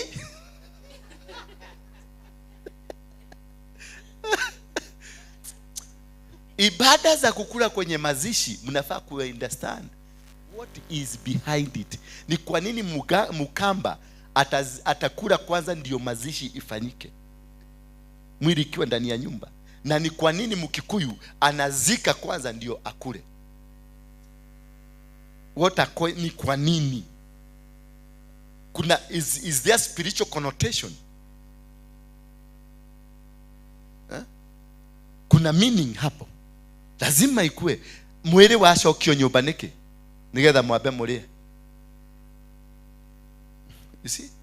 Na kwa Wajaluo lazima mama, kama ni mzee amekufa usiku yote, lazima mama alale karibu na huyu mzee wakiongea. Na ikiwezekana unaweza kuangalia maneno. Si ni kweli? Yeah. Kama ni baba mzee, mama anakuta mama hapo anaambia mpatie bye bye. Na ana enjoy. Na kesho ndio CEO wa banki Equity ndio mkubwa. Ndio anakuzungumzia venye Kenya economy inafaa kutengenezeka, venye maisha yako inafaa kutengenezeka. Na jana alilala na maiti. Ni ibada gani hiyo? Alafu wewe unaenda unaoleka huko. Huyu mzee amelala na maiti, wewe na wewe unaenda kwa hiyo familia, unaolewa kwa hiyo familia. Ni miashirio gani hiyo ambayo itafanyika kwenye mambo kama hayo? Bwana Yesu asifiwe sana. Kuokoka ni kuzuri. Mimi nimeokoka kabisa 100% ya kuitwa Mkristo. Lakini nikajifanya utafiti wangu nikapata niko only 4%. My salvation is at 5%. Napanda tu pole pole.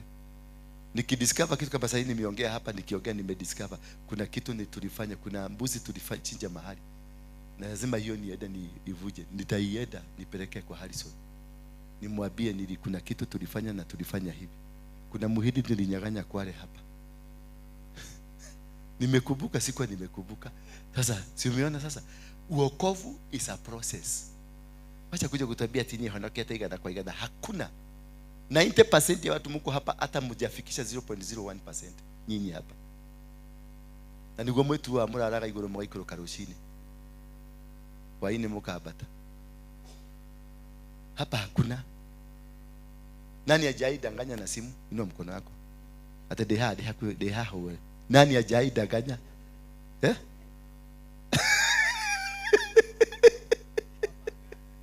Niko hapa gara.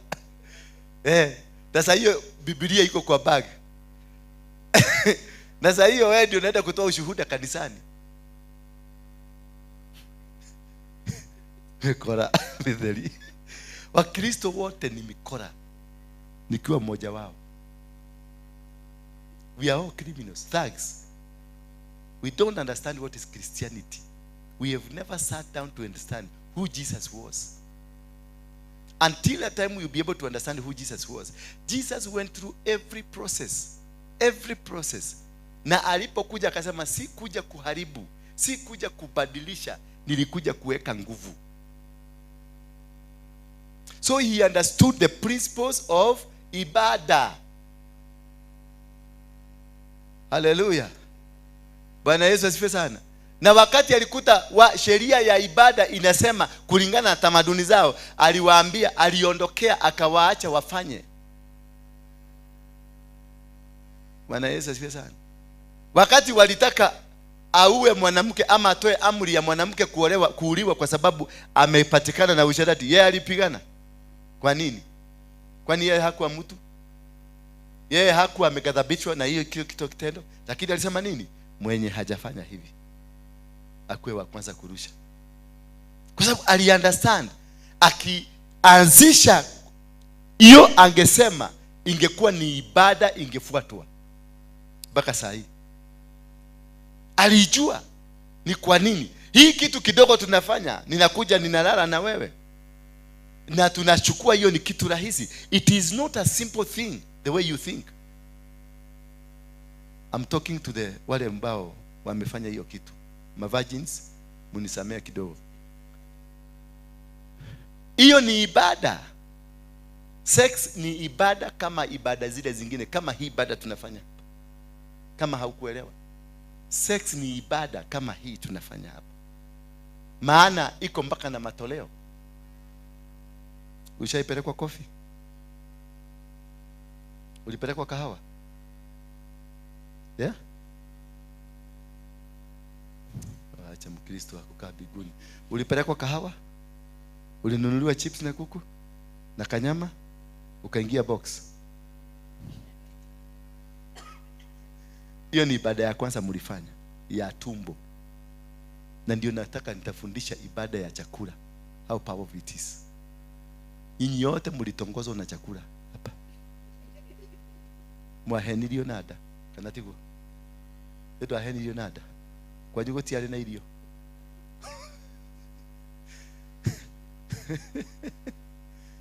Kila mtu hapa alidanganyana. Mimi nilidanganyana na mandasi moja. Kuna kasichana nilidanganya hapa na mandasi, mama ya watoto wangu wale watatu. Nilimtoa hapa chini na dasi na chai.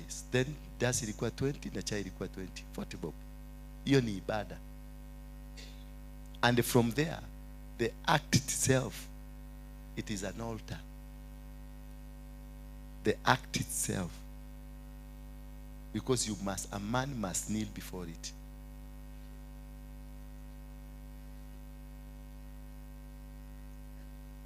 Yes. Mimi siongei na Wakristo wale wameokoka, the holier without. Naongea na mtu mwenye anataka kubadilishwa maisha yake. The holier than thou, nyinyi kaeni. Lakini nataka nikuambie, every man shall bow. Yes. Every knee bows before thee.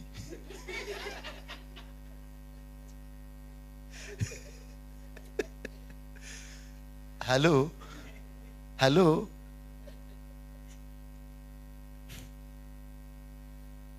Ndagwa? Ndagwa?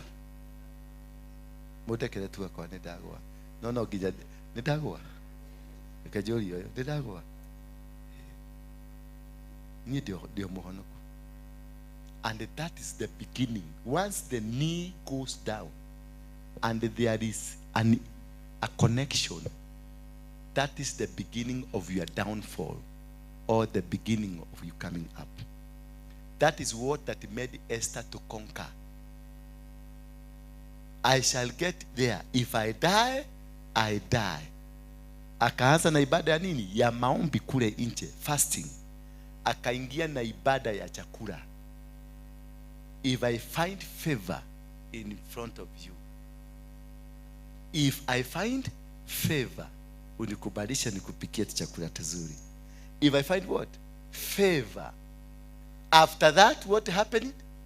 The favor went to the bed, and the king tasted the honey, and immediately the king akamwambia, ask what I'll give, what you want. Even if it is the half of the kingdom, I will give it to you. Because the altar, the ultimate, the ibada ya tatu inaitangwa the ultimate altar, ndio imevunja ndoa, ndio imevunja maufalme, ndio ilimaliza Samson. How do you think Samson looked like? Was muscular? Was he muscular? Powerful man. Yeah? He was very muscular. So powerful man. A very muscular person. You are lying to me. Samson was not muscular. If he was muscular, hawangemuuliza, where is your strength? He was not muscular. That inageshoka. He was just a thin man, but with power. Power from the Nazarene. He was a Nazarene. Is that so? He was a Nazarene. They never shaved their hair. Kuna watu ambao ni wakekokona ya nywele. They don't shave. That is where their power is. So if he was muscular, nobody could have asked him, where is your power? Because they could see it. But they knew the power in this man is hidden somewhere. That they knew. They understood. That's why they sent to this woman, go and investigate for us. Where is the power behind this man? Na wakati ya mwanamke alimjaribu hivi, akamjaribu hivi, akampeleka hivi, akaona jamaa hasemi. Akajua there is one secret that unlocks the altar. Akajua there is only one secret that will unlock the whole thing. Na akakaa, mama akakaa. Alipokaa chini akamwambia, wekelea sikio yako hapa. Kile Samson alisikia hajawahi kusikia. Ngurumo za miujiza. Tunaita ngurumo za miujiza. Akasikia ngurumo za miujiza.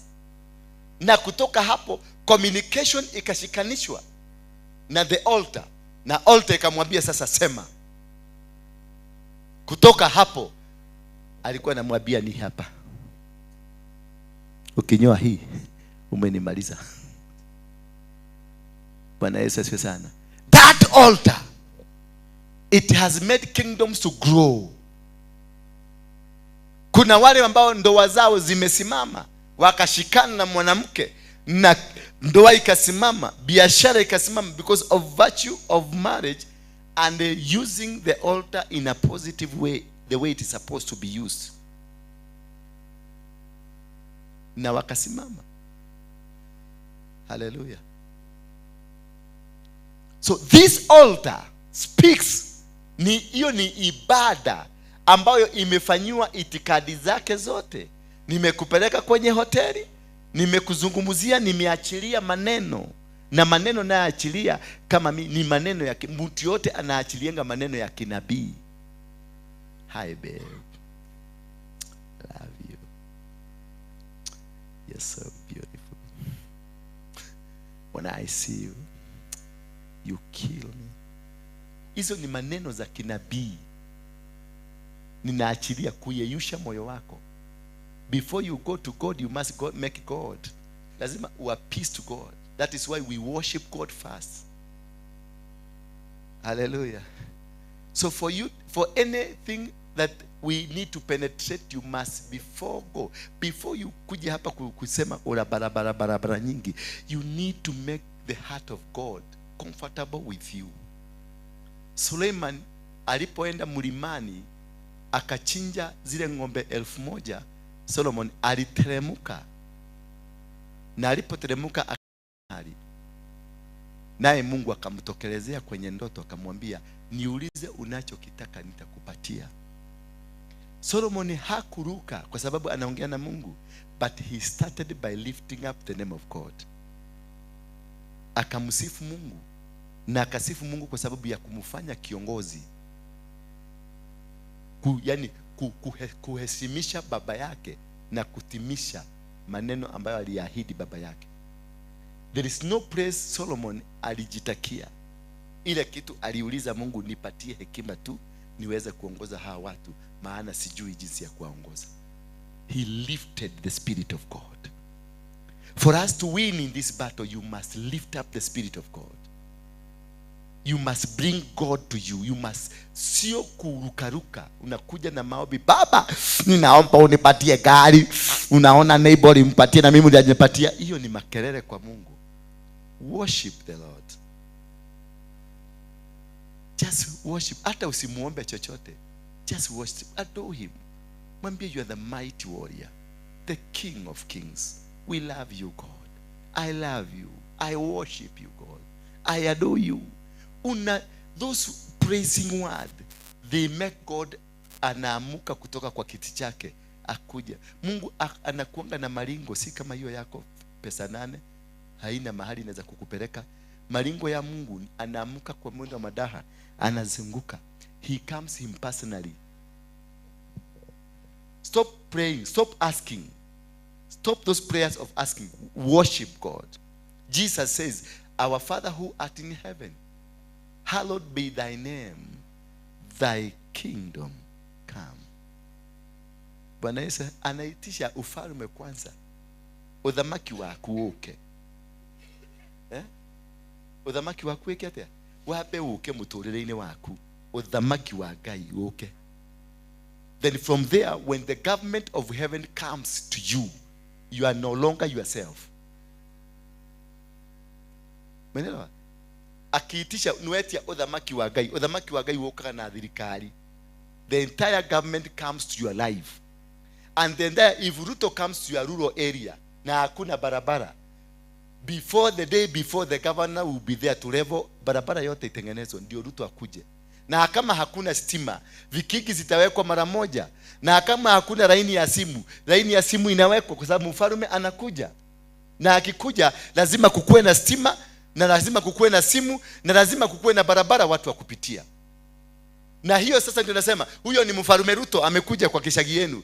When you invite mfalme wa mbinguni, ufalme wako ukuje, the entire government from heaven comes into your life. The entire government. Kama ni ya usaidizi, serikali ya magari, serikali ya utajiri, serikali ya kila kitu comes because you have hallowed be thy name. You have lifted the name of God. You have made God the king over you. That you have surrendered the power and the ego to him. Now from there, what does he do? He comes down and lifts you because you have lifted him. He will walk with you. That is where many of us, we have failed because we don't know how to worship.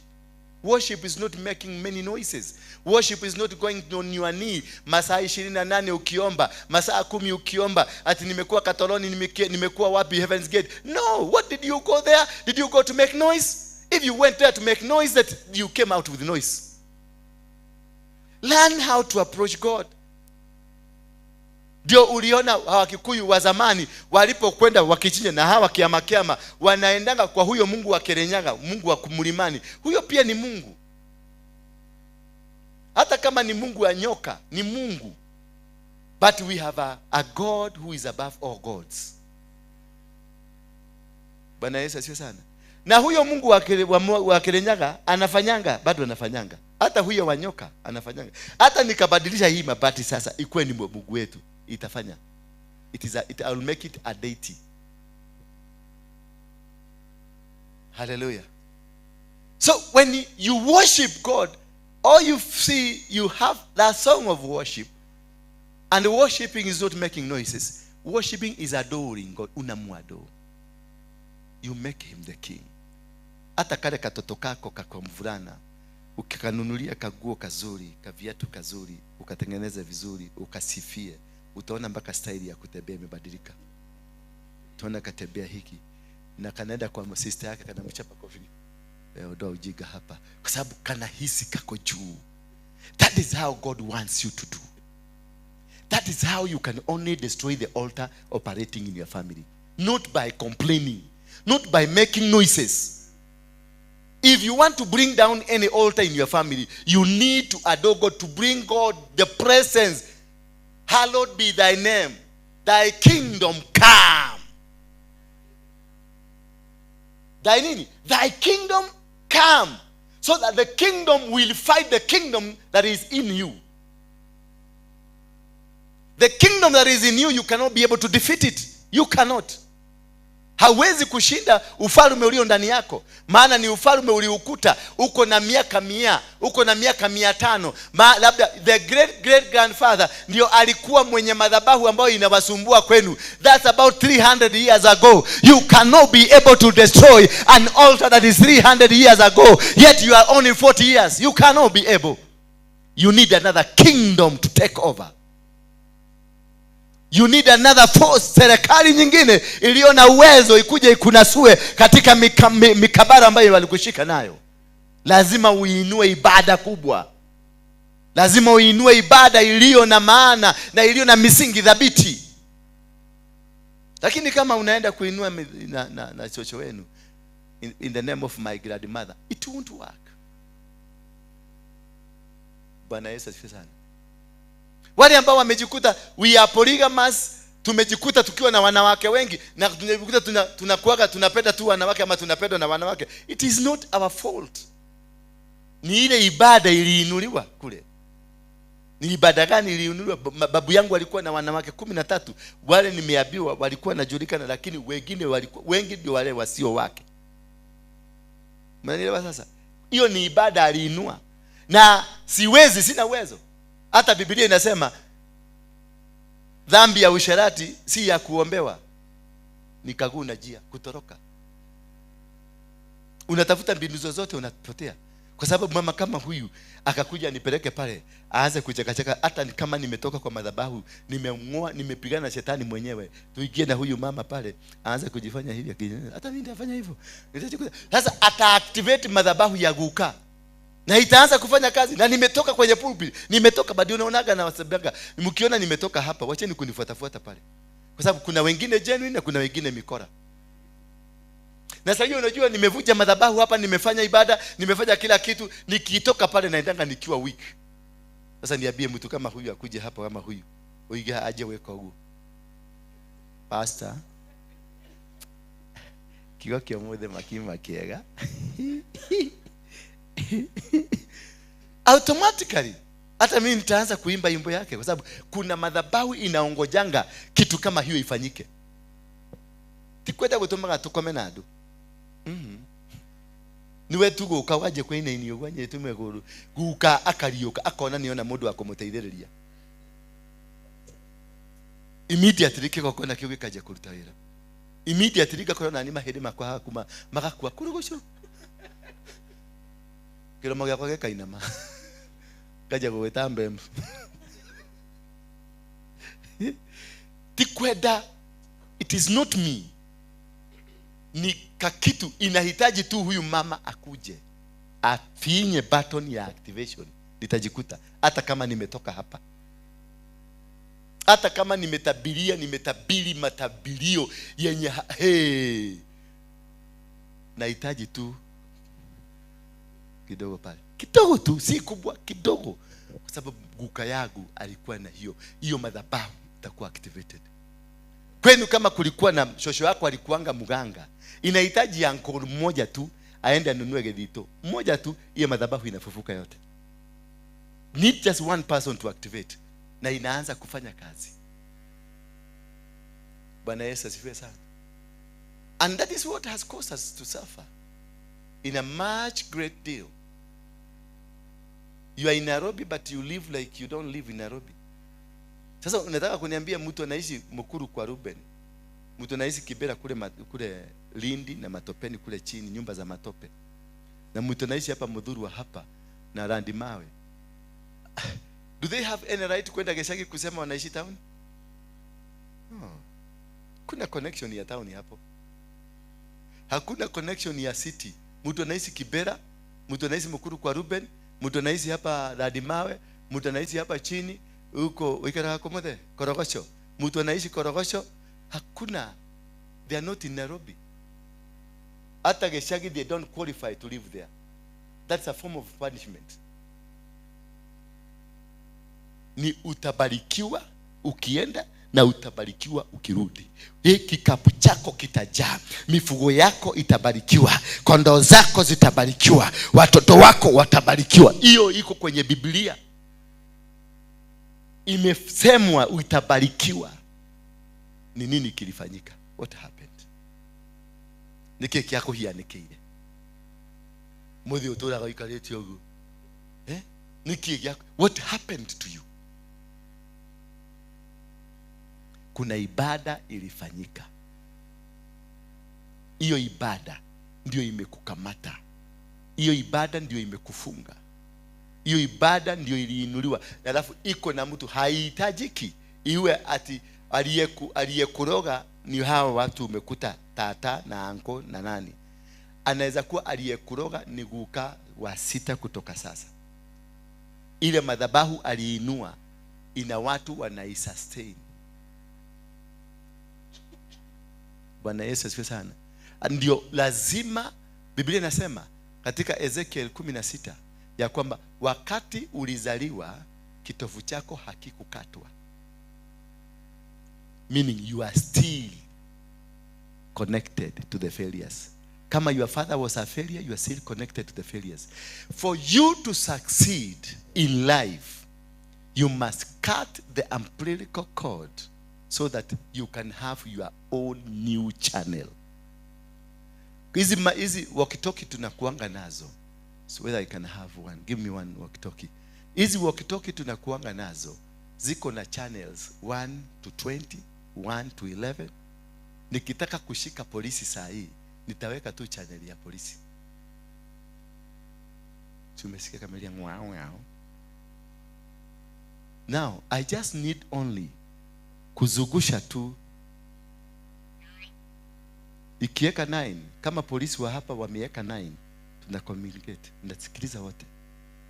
So I need only to activate, ni connect, ndio nishikane na what runs in our family. Nikitaka kusikiliza Kameme, nitabadilisha band kutoka Inoro niingie Kameme, nishikane na mizimu ya Kameme. So you need one brother, you need one uncle, you need one auntie.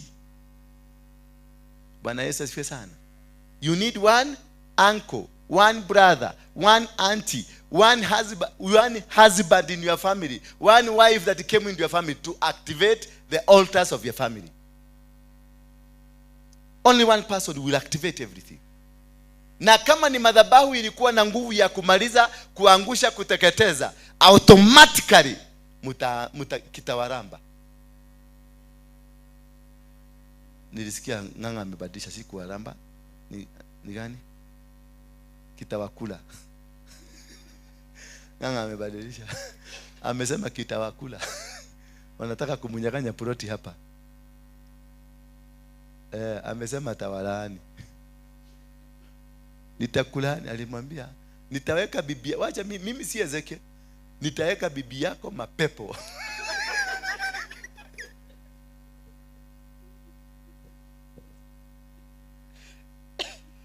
My daddy tuliongea naye jana.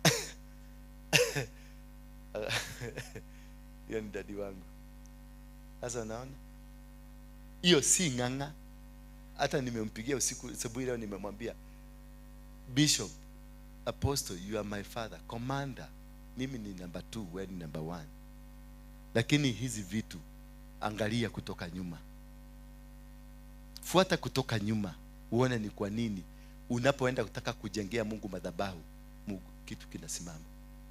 Amejenga nyumba mzuri sana Karen. Amejenga nyumba mzuri Naivasha. Amejenga nyumba mzuri Isinya. Amejenga nyumba mzuri uko Birika. Lakini akienda kujenga ya Mungu inakataa. Anaweza kuwa ni Daudi. Anaweza kuwa ni Daudi. He's my father. Nimemuuliza tafadhali wewe ulie. Tadiore kana we Daudi. Moko maku makorome na geko. Si alisema ameua watu wengi sana. Amefanya vitu mingi. Could it be yeye ni Daudi? Akakosa kujua ako na mtoto, ainue huyo mtoto asimame kwa niaba yake. Hallelujah. Kuna vitu zingine hufai sana kubishana nazo. Kwa sababu ukienda Karen amejenga one of the best houses in Karen. One of the best. Na alijenga kwa urahisi sana. Nyumba eka 2, moja akajengea mke wa kwanza na nyingine akajengea mke wa pili. 2 acres. Eka moja kule ni 70 million. Hiyo ni 140. Nyumba amejenga ya over 200 million each side. Dafifi kule amejenga nyumba. Amejenga hoteli Naivasha. Amejenga Isinya. Amejenga Mombasa hako na manyumba. Ikifika ni yeye kukua, anakuwa. Ikifika ni nyumba ya Mungu, anashrink. Could you be a David? Mwenye ambiwa hapana, ndokoja kila nyumba. Asha wewe ndokoja kila nyumba. Hau haki nyali ni uguo. Bye. No, wacha tuulisane tu that is my father. I'm there to help him. Na nyinyi mnanisaidia. Mkiniona niko uchi, wacheni kuja kunisifu. Umwethe ibada ya kuyuma aja kama umwethe kaina yako kaina yako hodera na nilikuwa uchi. You are not genuine. If you see a mistake with me, write a message. Kama uwezi kunifikia ama kuja tu nitafuta appointment, kuja uniambie this and this is not going right. This is not godly. Come straight. This word I'm speaking does not belong to me, belongs to the owner. I am a vessel used by the owner. Bwana Yesu asifiwe sana. So if you cannot correct me here as my daughter, as my son, you will be punished for my mistake. If you didn't know. Mimi nitaenda tuongea na Mungu kwa kanyumba. Huyu Daudi si alienda na akaangalia nani? Na akaangalia Biblia wenyewe. Na Biblia wenyewe ukiangalia kastori hako, kuna mama alinipatia hako kastori, lakini nilikuwa nataka nilikuwa nakafuatilia ndio nielewe what happened. Wakati Daudi alitoka, kuna kadege kalimfuata. Si ndio? Kanyoni kamumile thutha. Baka mahali huyo mama ni kama ni yako. Kanyoni alifuata, kaona kanyoni kanakuja. Akafuata hako kanyoni, akafuata hako kanyoni. Hako kanyoni kalimpeleka baka kwa huyu mama. Alafu kalipofika kwa kanyoni kakapotea. Hiyo inafanyia utafiti hiyo. Hiyo kanyoni kalikuwa nani? Kalikuwa shetani ama kalikuwa Mungu? Kwa sababu ni kanyoni kanatiko dodomete hau karaja. Kanyoni aliona kanyoni, akataka kufuata kujua hii kanyoni kanasema nini. Akakafuata. Kanyoni kalimpeleka mpaka kwa huyu mama. Kakakuta mama, sasa hiyo ndio anaoka kama wale wajaluo. Alafu ni mama alikuwa ameumbika vizuri. Asa kwenda huko akaachana na kanyoni, macho ka focus hapa. That is how we lose the focus of God. Tuna focus na kitu kingine. Maana kanyoni alikuwa atafsiri, ajue ni nini hii dege inamaanisha nini. What is the story behind this dege? Kanyoni gaka nike wa kao kile niki. Ni akafuata. Kwa kalia jicho hii kingine, unajua macho hayana basia. Akaangalia huko chini. Akaona mama anarusha maji, dunia inatetemeka. Macho ikafika hapo, na mwanaume akiona hiyo, hata hewa inatokaga kwa mwili. Hewa yote inatokaga. Baka breathing unasikia imechange. Maini unasikia ameacha ku breathe na mahori, anaanza ku breathe na maini. Hata huyu mseo kimuuliza, huyu hivi amezeeka. That is our greatest way. Hiyo ndio shida yetu tuko nayo. Na ndio mnaambiwa tuhoyagire hii, mtuombeange. Si kuniita shetani. Tia na modromesha komeo ya modo. Ya kama le. No. Don't. Tuombe. Kwa sababu fuatilia tujue grandfather yangu kama alikuwa na 13 na tuko na wewe sisi wawili. Unafikiria ile roho iko ndani utaishibisha? Bakora ho nagio ne maroho ni andu 13 le. Na roho cio niguo withiini wako. Enda kunjira we ni ukuhonia maroho 13 thini wa mwili wakwa. Na unie de mode new generation de na betri gejero. Inahitaji uniombe. Kukiwezekana nivunjie madhabahu hiyo. Kukiwezekana nenda kwenye nyumba za maombi, nisaidie niweze kujielewa. Bwana Yesu asifiwe sana. Wangapi wamesikia kubarikiwa leo? Ya ukweli. Hebu weka mkono chini. Wale wamebarikiwa ya ukweli tu kabisa kabisa. Sawa tu. Ningeuliza hiyo swali lakini wacha tu. Tumeelewa lakini injili ya ibada.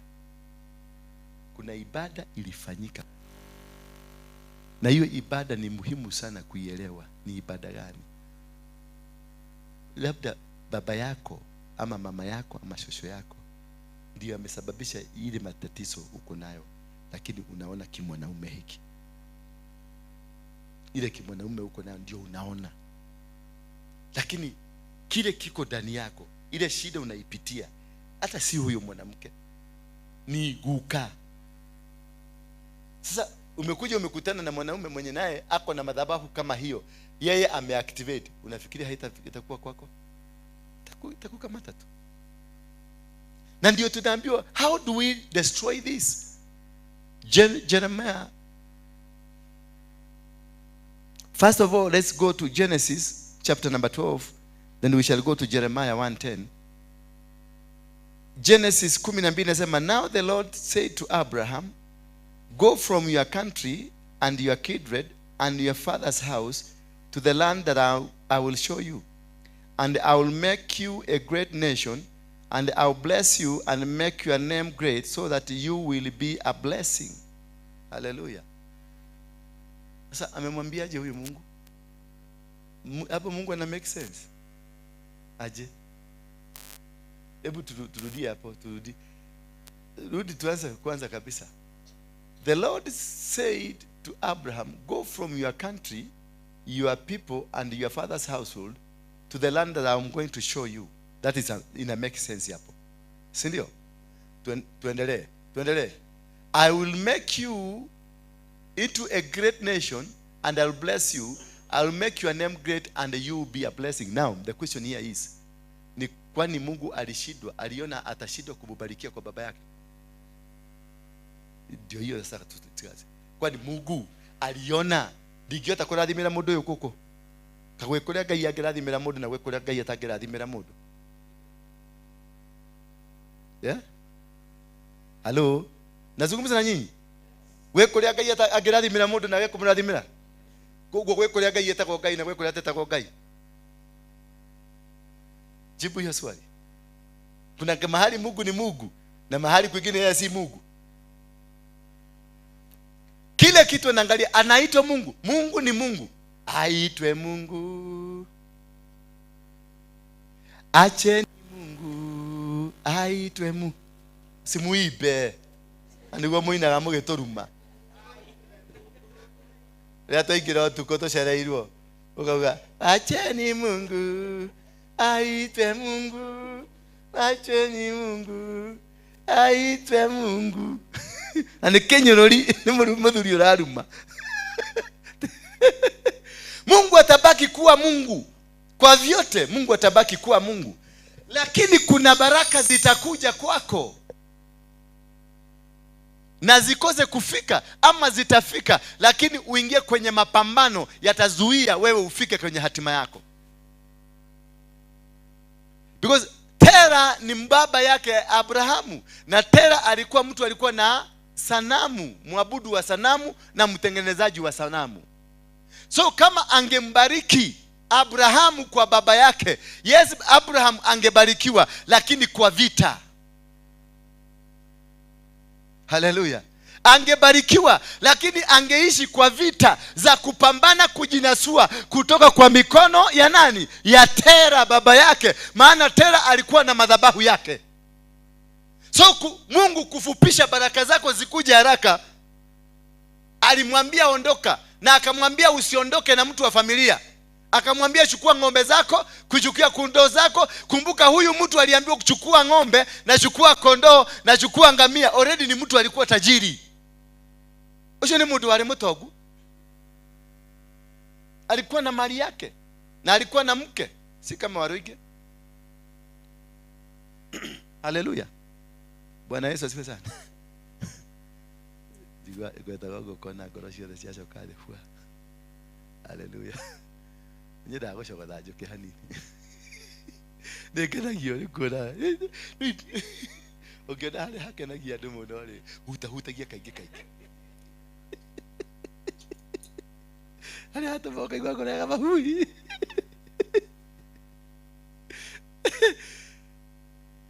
Alikuwa na power ya kumbariki akiwa kwenye shamba ya baba yake, kwa sababu already alikuwa na baraka.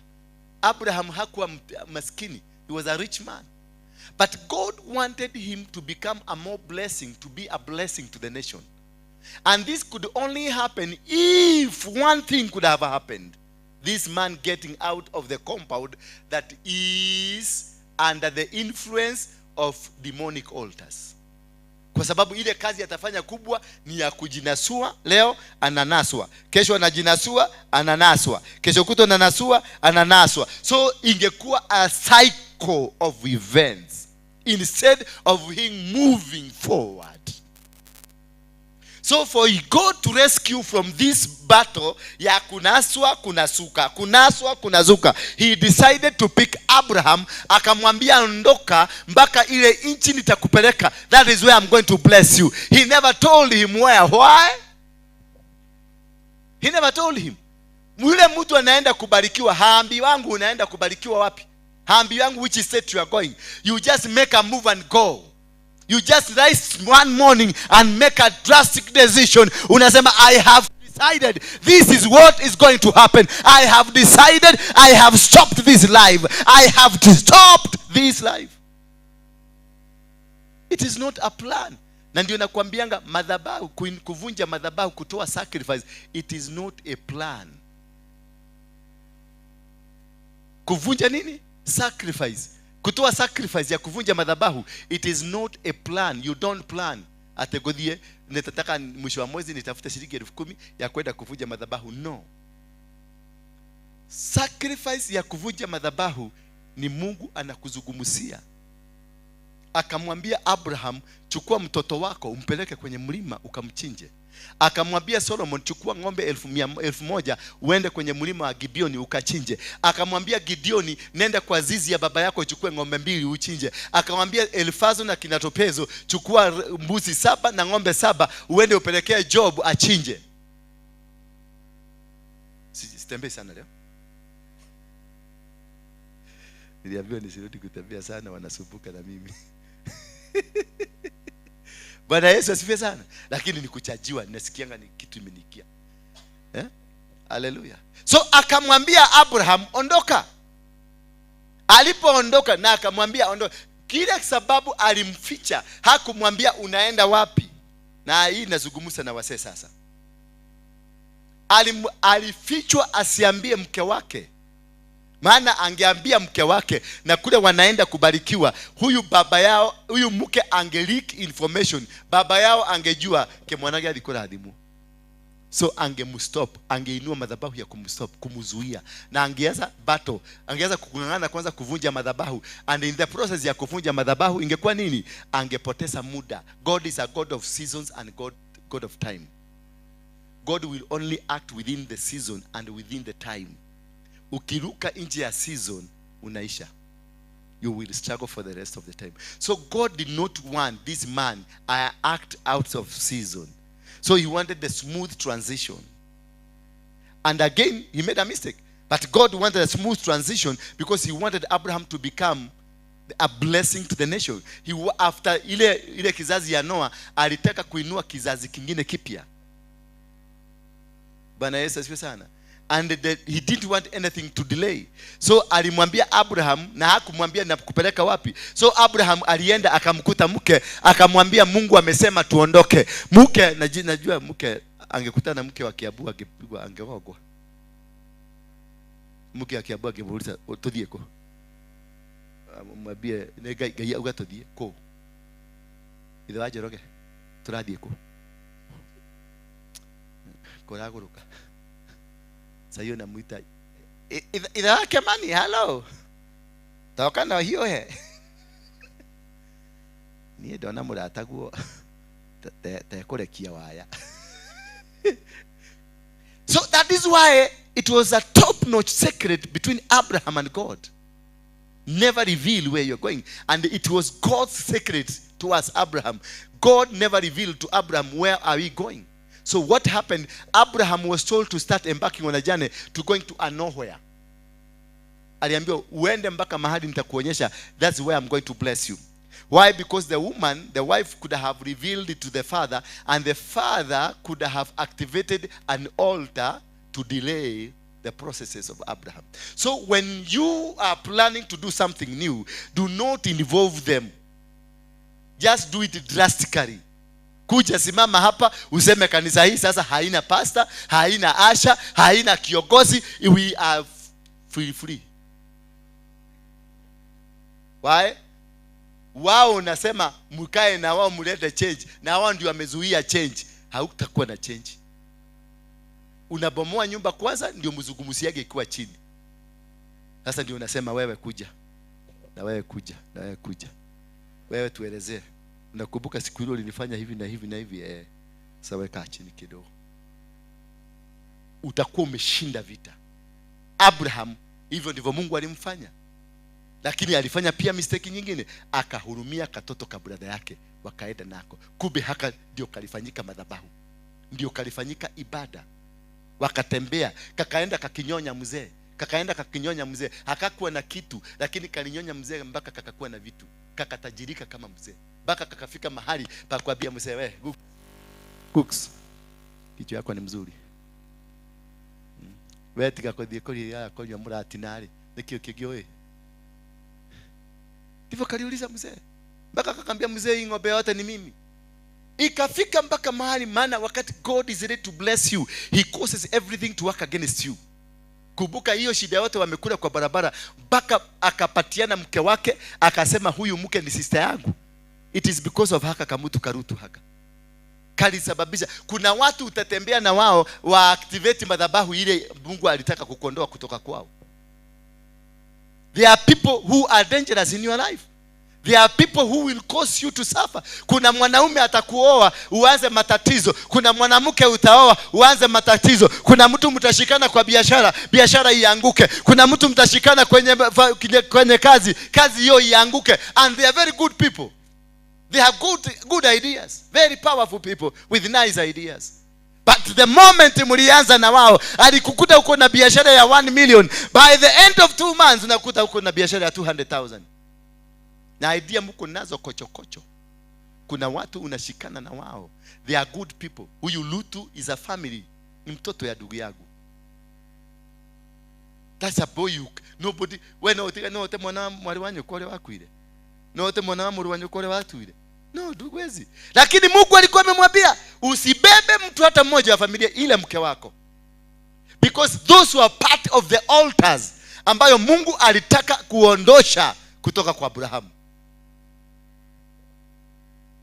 Bwana asifiwe sana. Alipotembea nako alipata shida along the way.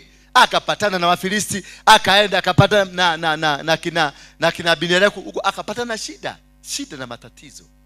Until when he dropped this boy. Bwana Yesu asifiwe. until siku aliacha huyu mtoto ndio macho yalifunguka. Alipofika akasema enough is enough. Sometimes you have to make drastic decisions and say enough is enough. Na aliposema enough is enough, what happened? Akaambia kijana, sikiliza, that is when he said enough is enough, ndio alirealize I am the power, not the boy. So alijua any decision is going to make, it will still come back to him. Akaambia kijana, nenda kwa roru hiyo. The roru ni roru. Choose whatever you want. He knew all this belongs to him. Abraham knew all this belongs to him. He told the boy, go and choose whatever you want. Chagua mbuzi, chagua ng'ombe ile unataka na uchague kule unataka. Na mzee akaenda. Na akaenda akapumzika. Aogojee sasa Mungu ampiganie. Wakati you surrender, wakati you relinquish, unaacha, unasema kutoka leo sitaki this na sitaki this na sitaki this, you lie prostrate to God na unaambia Mungu, take over me. You surrender to God. Na siku yote ukiona mchungaji amelala hapa chini, fikiria sana. Vita imemzidia, amesarenda kwa Mungu. Chukua hizi vita. Ukiona mzee baba amelala chini kwa nyumba, amesarenda. Ukiona mama amelia, na siku hizi msiende kufanya hizo madrama. Tukitrake hilo ni apostle wako. Kaini okaka na ihenya. No. It reaches such a time that you surrender to God. So Abraham akasurrender na akaambia kijana, choose where you want to go. Na abori yako urane yake. Ni alama tuitaka kale poka abori yako. Ai. Ikaraja ni aro. Abori yako urado. Ngoko ya gukwae nĩ kĩhuruto, mono ya gukwa nĩ kĩringĩrio biribiri. Ate ngoko ya gukwa nĩ kĩhuruto, ona ũngĩmĩringĩria biribiri kana mũgwanugo no ĩgũkua. Huyu mtoto wakati aliambiwa, alichukua mambuzi wote wazuri, ng'ombe wazuri, ngamia wazuri, lakini kule direction alichoose. It mattered. Alienda pande gani? Alienda Sodom na Gomora. To the valley of the Sodom and Gomorrah. Mzee alibaki kwenye juu ya mawe. A few months later, what happened? Mvua ilinyesha, ikapasua, ikaleta soil erosion, ikanyakua ile mchanga yote, karudishia mzee. Mbuzi za mzee aliachua hazina macho, zingine hazina mguu, zinatembea hivi, zote zikaanza kuzaa mapacha, because he was carrying it. Bwana Yesu is the one carrying the mantle. So you don't worry. Hata sasa hapa mseme mtaniinukia, mpasue kanisa, I will not be worried at all. I know I'm the one carrying the mantle. You cannot make me panic. Siwezi kwenda kulala ati nikose usingizi. Siku hiyo nitalala mzuri, niitisha ile ya ugebe. Ile mtu gari ya ugebe. Unajua ndio unalisha mtu vizuri. Ukilala unakuta mpaka unatoa moshi. That is the time when he said now, enough is enough. That is the time he rediscovered himself. When you say enough is enough, that is the time now the discovering process inaanza kukuingia. Unaanza kujiona, kumbe I am a great man. Because now ume lose the attachments. That is now you start seeing the potential. Because nimekuwa tukitembea na wewe kwa sababu nilitaka unisaidie na akili. Nimekuwa nikisaidia na wewe kwa sababu nilitaka unisaidie na hii. Nilikuwa nikitembea na wewe kwa sababu ya tupesa twako. So until when I say enough is enough, I don't want to see you three. Kutoka hapo, haya. Ugo no hota kuthie. Haya. Ugo no tuthie. Haya. Yeah. Na mbeleni nilikuwa nafikiria hawa ndio wameshikilia kanisa. Lakini nimewarusha nje na nimetembea, nikaona nimechukua hatua ya kwanza, nikaenda, nikachukua ya pili, nikaenda, nikachukua ya tatu, nikaenda, na ninaona hawako mpaka nimesahau na wao. That is how Abraham discovered.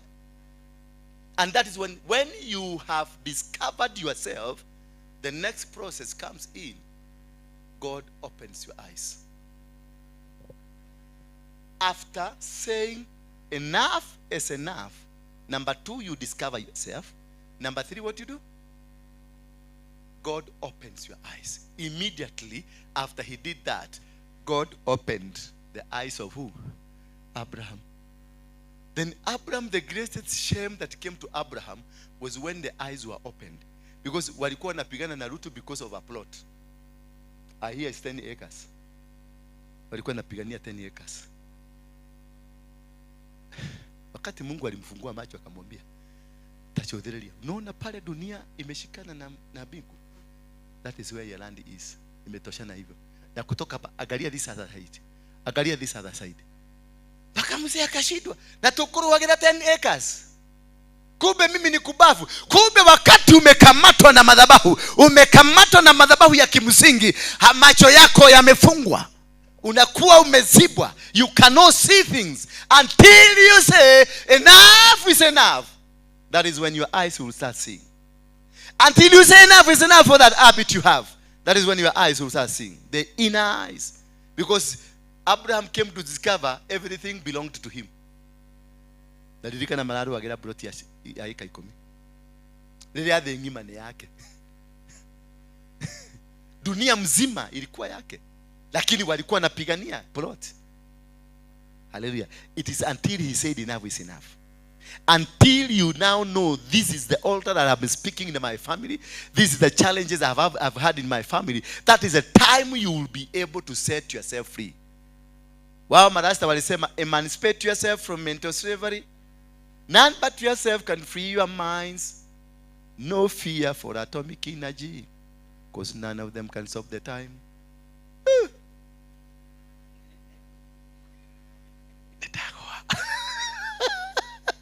How long shall they kill our prophets? As we stand aside and look.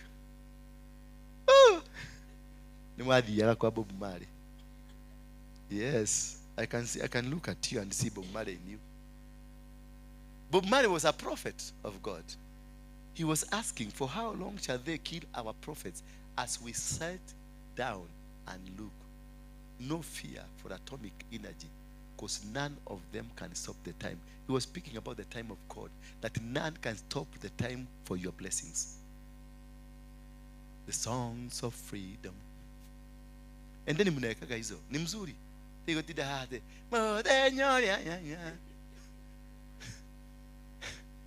Kana wengine hapa Wakristo wengine nilikuta wakiimba. Nikikuta mkiimba hapa nitawachapa viboko. Ate goboka nyume dino jikare. Mnajua hiyo song? Goboka nyume dino jikare lieraine. Magegania mekothe. Ocio niguo wetagwo ũrimũ. Ocio wetagwo ũrimũ wa biũ. Ate wikare kũrĩa igũrũ magegania andũ magayane mĩgũnda ũgĩcoka thĩ ũkora gũtirĩ mũgũnda. Ate goboka nyume thĩ no jikare. Magegania mekothe matarĩ. Magegania marĩkũ? Na nĩ mĩgũnda ĩkũrĩa ĩkĩgayanwo. Katari gwĩtwo hendio. Andũ nĩ umiliki. At where you are what? Your soul will tread, you shall possess. Ochoka ujira jobo kedi idhieko. Tukaikirani na nyoni. Na nyoni tire kija nyoba.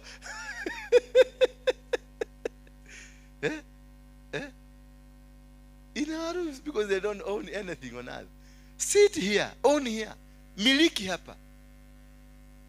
Miliki hapa. This land belongs to you.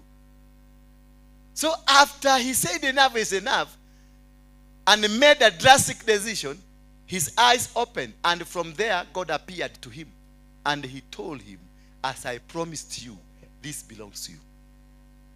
So there are things that you need to make a drastic decision to get out of them. Get out of the life you are in now. It is a toxic life. Get out of that life.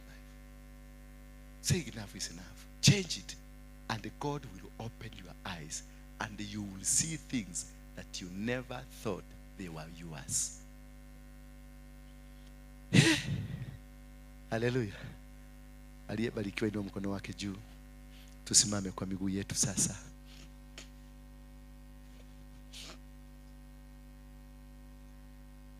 Hiyo niwekee kwa gari yangu. Inafungua gajia. Najuanga hivyo. Ne higoli da giafara.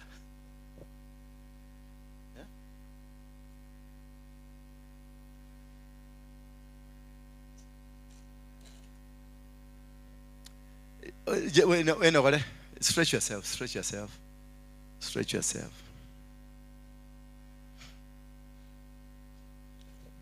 Just stretch again. Stretch kabisa. Sema hallelujah. Hallelujah. Now, before now we finish, let me, because you may be asking me, how will I do this? In the book of Jeremiah 1 verse 10, it tells you how to do this. How will you get out of the challenges? Want to be enough? You have to say enough is enough. Once you say enough is enough, then God will activate your inner eyes. What will happen to you? When you get Jeremiah 1 verse 10, see today I appoint you over nations and kingdoms. What are nations? Nations are institutions. Institutions are like marriage, business, a country like Kenya, a church like this one is a nation. Myself, I'm a nation. And then, see, today I appoint you over nations and kingdom to do what? What are kingdoms? Kingdom is separate between king and dom. King is the personality. King now, me, the leader of this church. But there is spirit behind me. Ruto is the president, is the king. There is a spirit behind Ruto. That is what we call dom, dominion. Bwana Yesu asifiwe sana. Now you combine it inakuwa kingdom, anakuwa a king that has a spirit behind him. Now the Bible says, see today I appoint you over nations and kingdoms to do what? To uproot. Number 2. Number 3. Number 4. And number 5. And to plant. So you must uproot. You must uproot ungoe. It is in your heart. Uproot it. Number 2, that demon, that altar that is operating in your life, uproot it. Number 2, tear it down. Irarue. Number 3, make sure you completely destroy it. And you change its name. To overthrow is to change its name. Ulikuwa umeitwa mtu ambaye amelaaniwa, unasema nimebarikiwa. Ulikuwa unaitwa wewe ni mtu maskini, unasema mimi ni tajiri. Now you have changed. Then after you overthrowing, you make a new ground. Overthrowing means you make a new, you produce new leadership. Then what do? When you have new leadership, you raise a new leadership. You build a new leadership and plant it over your life. Nothing will hurt you. You will walk like a king. Hallelujah. You will walk like a queen. Bwana asifiwe sana. So this is a deliberate move you do. This is not a compromise. Sio ati please I beg you. Ondoka kwa hii kiti. Hebu kaa chini. Please I beg you. Ondoka. Na umekalia, umemiliki. Nikukuja na kuambia sasa, in the mighty name of Jesus Christ, I remove you. I put you here. Unamutoa na unampeleka kwenye zone nyingine. Na unavunja kwa sababu madhabahu yake yote alikuwa ameijenga hapa. Sasa wakati umemdisorganize kule, utakuwa by the time afikirie ushajenga madhabahu yako hapa. Na madhabahu ikijengwa hawawezi kuja tena. Usibabaishwe na hawa watu wanakusumbua.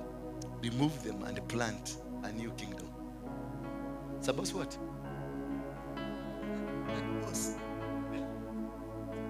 Suppose it's a marriage. Are you having a problem with your marriage? Okay. Aje sasa anataka kuniweka kwa mtego kama wale wanataka kuweka Yesu kwa mtego. Anasema tualike sema watu wa divorce. Soma Biblia. Asante mami. Oh, pole siku kurudisha. I'm sorry. I'm sorry. Yeah. Twende kazi. Now, I want to prepare you that now we are in the process now of doing what we have read. Kuvunja hiyo madhabahu. We want to raise a worship. Nyimbo za kuadomu Mungu. Sio mudenyo lyagakwa nengake na muno. Yeah. Ila watamude. Ningake na muno ndoima mwiri-ini andu ina muingi na mbara cia thino ciendaga kundunya muoyo. Niĩ mbara cia thĩ ĩno ngũrũa nacio nginya ndĩcitorie. Ndĩrathiĩ igũrũ kũrũa mbara. Ndĩrarũa na mbara ndĩcitorerie ũguo. Nĩguo my brother. Mbara tũrarũĩra gũkũ. Na wĩtĩkĩre gũtungata Ngai. Tumathĩna twaku tũingĩ tumanĩte na hau. Wĩtĩkĩra tũgũtungata Ngai. Yes. Beatrice. Nikuimbie kawimbo ndio uanze kuimba. Hii ni madhabahu bado. Hallelujah.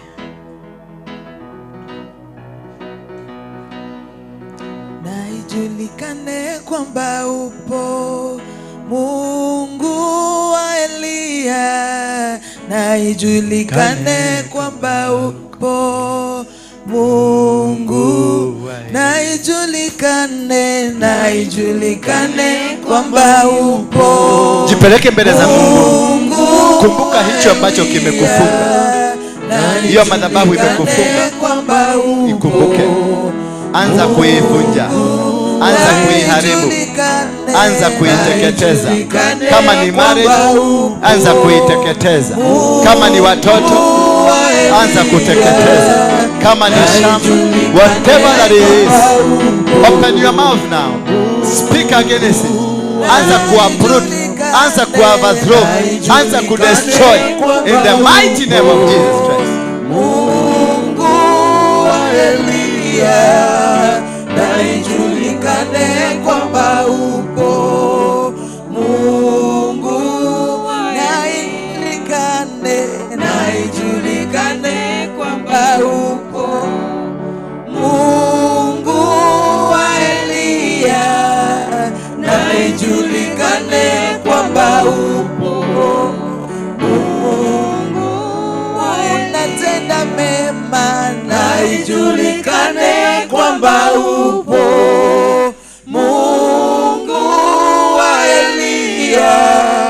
Na ijulikane kwamba upo Mungu wa Elia. Kama wewe. Na ijulikane kwamba upo Mungu wa Elia. Na ijulikane kwamba upo Mungu. Na ijulikane kwamba upo Mungu wa Elia. Na ijulikane kwamba upo Mungu umetenda mema.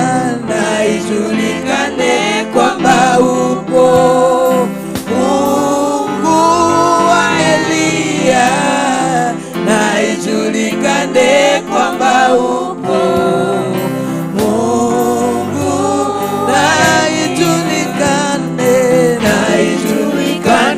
kwamba upo Mungu wa Elia. Na ijulikane kwamba upo Mungu wa Elia.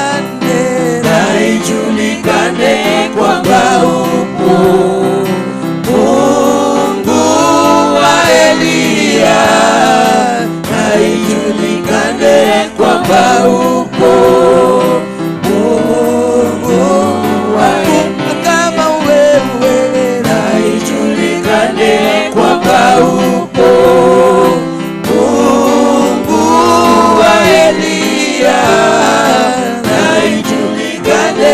kwamba upo. Mungu wa matendo yako na ijulikane kwamba upo. Mungu wa Elia na ijulikane kwamba upo. Mungu wa Elia umeinuliwa juu, umeinuliwa juu sana, umeinuliwa juu, umeinuliwa, umeinuliwa, umeinuliwa juu, umeinuliwa, umeinuliwa juu sana, umeinuliwa juu, umeinuliwa, umeinuliwa juu, umeinuliwa, umeinuliwa juu, umeinuliwa juu sana, umeinuliwa juu, umeinuliwa juu. Hakuna kama wewe, umeinuliwa juu, umeinuliwa juu sana, umeinuliwa juu. Haleluya, umeinuliwa juu, umeinuliwa, umeinuliwa juu, umeinuliwa juu sana, umeinuliwa juu, umeinuliwa, umeinuliwa juu. Hakuna kama wewe Bwana, umeinuliwa juu, umeinuliwa juu sana, umeinuliwa juu, umeinuliwa juu, umeinuliwa juu, umeinuliwa juu sana, umeinuliwa juu, umeinuliwa juu. Hakuna mwingine tena ila Baba wa mbinguni, hakuna mwingine tena ila Baba wa mbinguni, hakuna, hakuna mwingine tena ila Baba wa mbinguni, hakuna mwingine tena ila Baba wa mbinguni, hakuna, hakuna mwingine tena, oh, ila Baba wa mbinguni, hakuna mwingine tena ila Baba wa mbinguni, hakuna mwingine, hakuna mwingine tena ila Baba wa mbinguni, hakuna mwingine tena ila Baba wa mbinguni, wakulinganishwa nawe, hakuna mwingine tena ila Baba wa mbinguni, hakuna mwingine tena ila Baba wa mbinguni, kufananishwa nawe, hakuna mwingine tena. Haleluya, ila Baba wa mbinguni, hakuna mwingine tena ila Baba wa mbinguni, hakuna mwingine tena ila Baba wa mbinguni, hakuna mwingine tena ila Baba wa mbinguni, unafanya maajabu, hakuna mwingine tena ila Baba wa mbinguni, hakuna mwingine tena ila Baba wa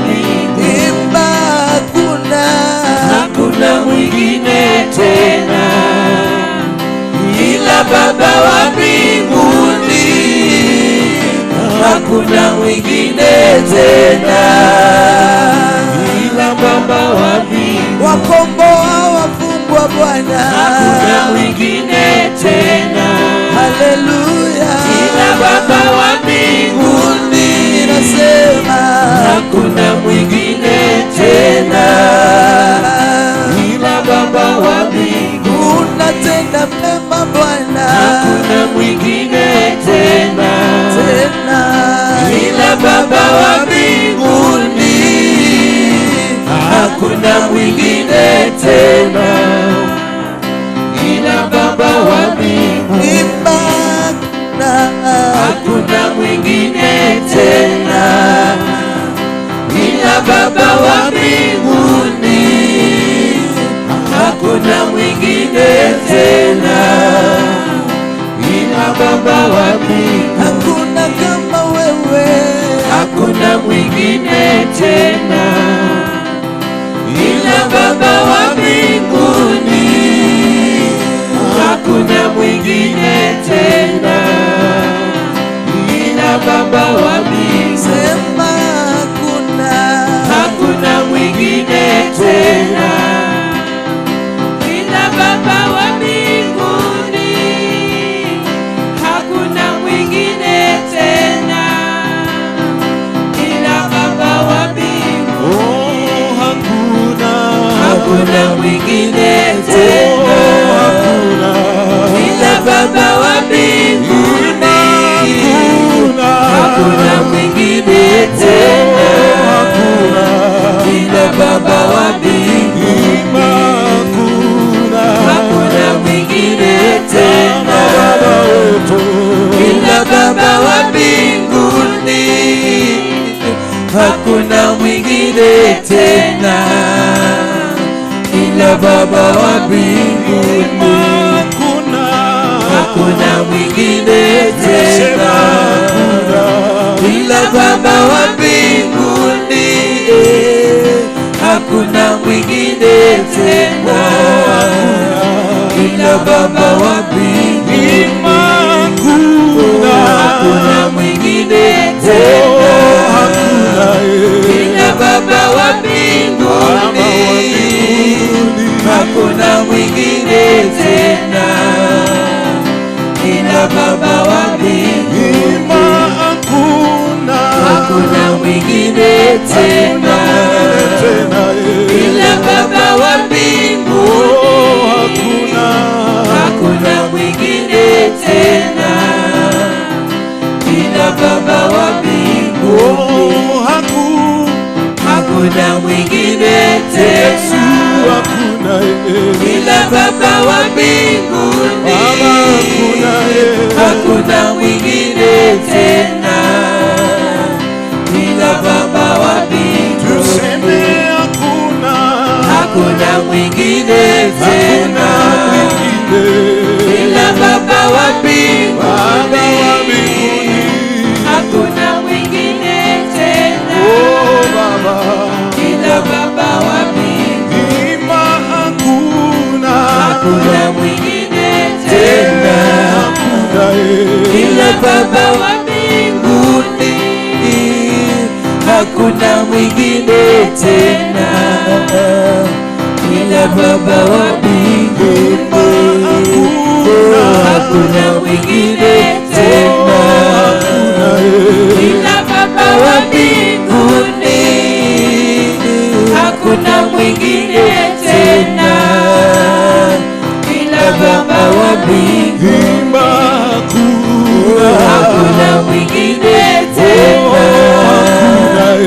ila Baba wa mbinguni, hakuna mwingine tena, ila Baba wa mbinguni, hakuna mwingine tena, ila Baba wa mbinguni, hakuna mwingine tena, ila Baba wa mbinguni, hakuna mwingine tena, ila Baba wa mbinguni, hakuna mwingine tena ila Baba wa mbinguni. Hakuna mwingine tena ila Baba wa mbinguni. Hakuna mwingine tena ila Baba wa mbinguni. Hakuna mwingine tena ila Baba wa mbinguni. Hakuna mwingine tena ila Baba wa mbinguni. Hakuna mwingine tena ila Baba wa mbinguni. Hakuna mwingine tena ila Baba wa mbinguni. Hakuna mwingine tena ila Baba wa mbinguni. Hakuna mwingine tena ila Baba wa mbinguni. Hakuna mwingine tena ila Baba wa mbinguni. Hakuna mwingine tena ila Baba wa mbinguni. Unastahili kuabudiwa, unastahili wewe Yesu, unastahili kuabudiwa, unastahili oh Bwana, unastahili kuabudiwa, unastahili ewe Yesu, unastahili kuabudiwa, unastahili Bwana, unastahili kuabudiwa, unastahili ewe Yesu, unastahili kuabudiwa, unastahili Bwana wa mabwana, unastahili kuabudiwa, unastahili ewe Yesu, unastahili kuabudiwa, unastahili Simba wa Yuda, unastahili kuabudiwa, unastahili ewe Yesu, unastahili kuabudiwa, unastahili unastahili kuabudiwa, unastahili ewe Yesu, unastahili kuabudiwa, unastahili unastahili kuabudiwa, unastahili ewe Yesu, unastahili kuabudiwa, unastahili unastahili kuabudiwa, unastahili ewe Yesu, unastahili kuabudiwa, unastahili unastahili kuabudiwa, unastahili ewe Yesu, unastahili kuabudiwa, unastahili unastahili kuabudiwa, unastahili ewe Yesu, unastahili kuabudiwa, unastahili unastahili kuabudiwa, unastahili wewe Bwana mwema, unastahili kuabudiwa, unastahili oh Bwana, unastahili kuabudiwa, unastahili ewe Yesu, unastahili kuabudiwa,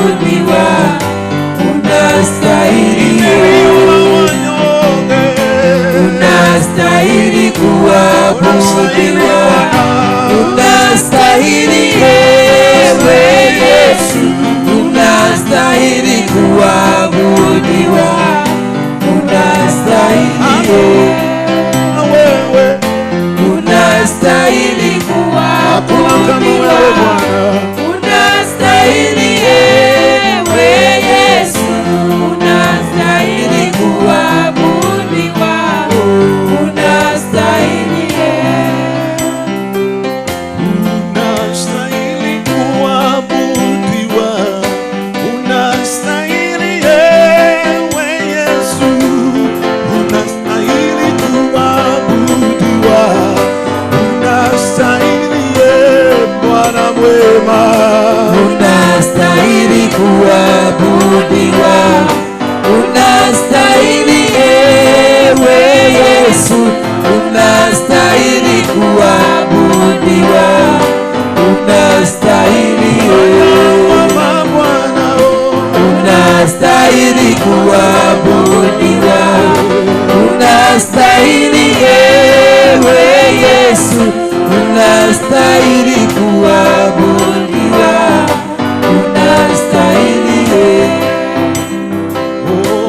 unastahili kuabudiwa, unastahili ewe Yesu, unastahili kuabudiwa, unastahili ewe Baba, unastahili kuabudiwa, unastahili ewe Yesu, unastahili kuabudiwa, unastahili kama wewe, unastahili kuabudiwa, unastahili ewe Yesu, unastahili kuabudiwa, unastahili wanyonge, unastahili kuabudiwa, unastahili ewe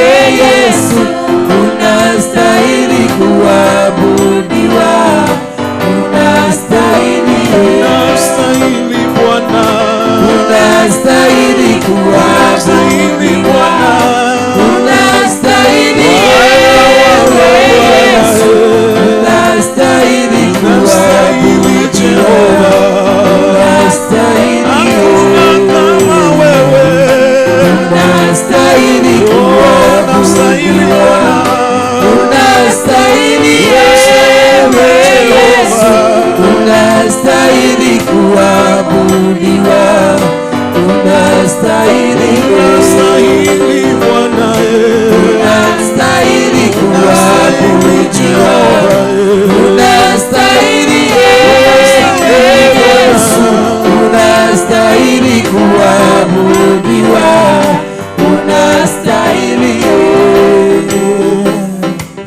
unastahili kuabudiwa, unastahili wewe Yesu, unastahili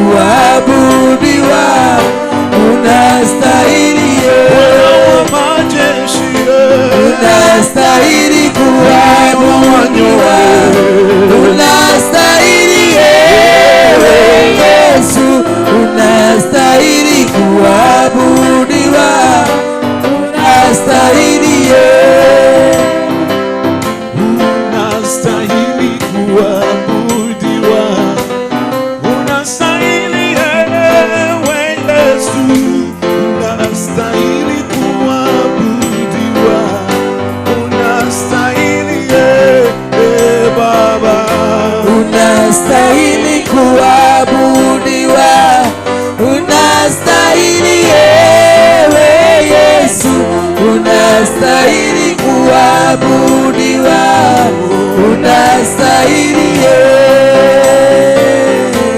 unastahili kuinuliwa, unastahili ewe Yesu, unastahili kuinuliwa, unastahili Baba, unastahili kuabudiwa, unastahili ewe Yesu, unastahili kuabudiwa, unastahili Bwana, unastahili kuabudiwa, unastahili ewe Yesu, unastahili kuabudiwa, unastahili tena mema, unastahili kuabudiwa, unastahili ewe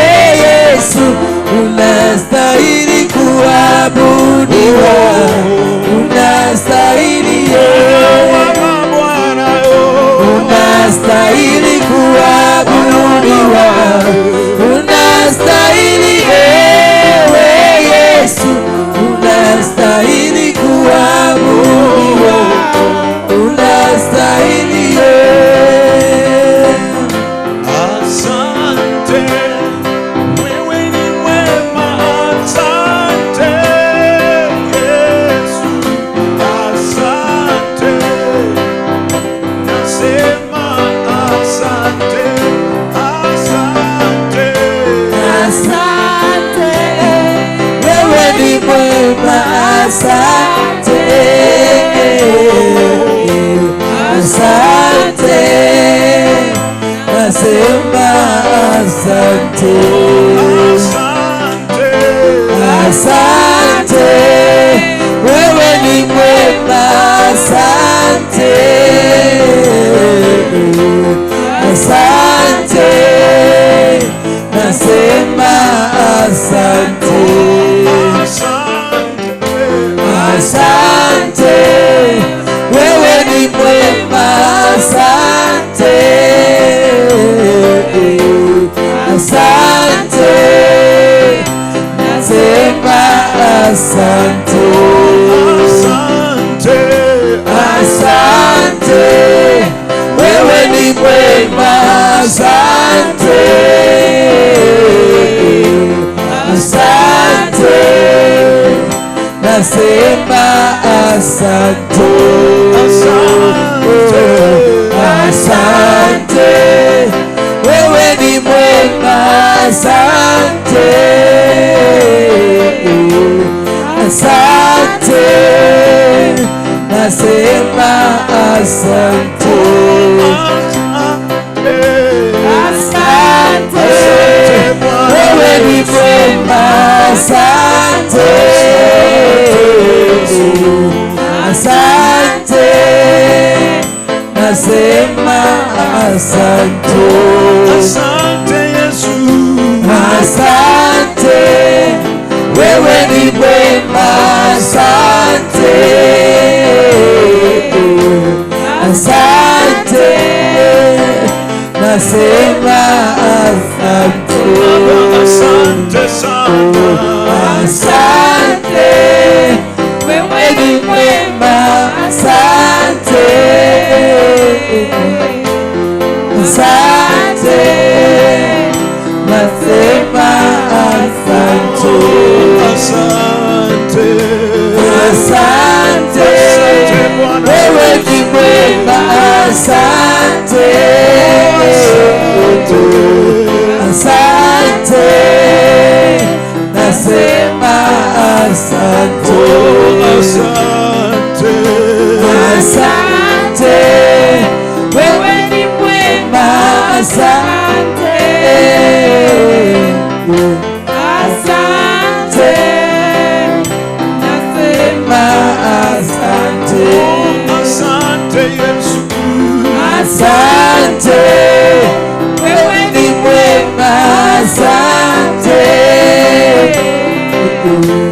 asante, nasema asante.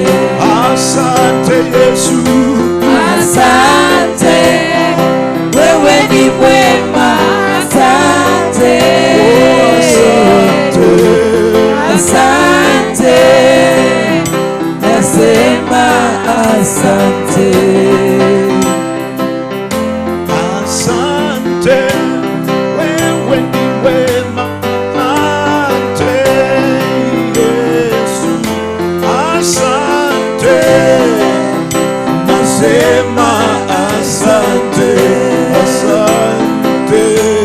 Asante, wewe ni mwema. Asante, asante, nasema asante. Asante, Asante, wewe ni mwema. Asante, asante, nasema asante. asante Yesu, Asante, asante Bwana wewe Yesu. ni mwema. Asante, asante, nasema asante. Oh, asante Yesu, Asante, wewe ni mwema. Asante, asante, nasema asante. oh, asante Yesu, Asante, wewe ni mwema. Asante, asante, nasema asante. asante, wewe ni mwema. Asante, asante, nasema asante, asante. Asante, wewe ni mwema. Asante, Oh Yesu, asante, nasema asante. Baba, asante sana. Asante, wewe ni mwema. Asante, asante, nasema asante. Oh, asante sana. Asante, wewe ni mwema. Asante, asante, nasema asante. Asante Bwana, nasema asante Yesu. Asante, nasema asante, asante Bwana.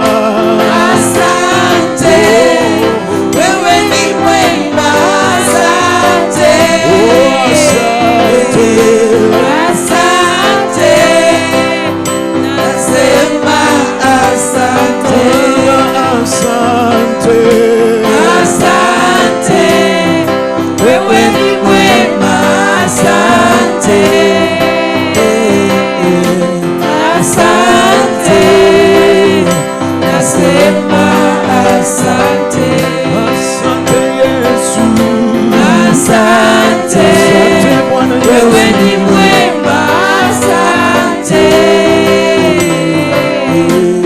asante, nasema asante. Baba, asante sana. Asante, wewe ni mwema. Asante, asante, nasema asante. Oh, asante sana. Asante, wewe ni mwema. Asante,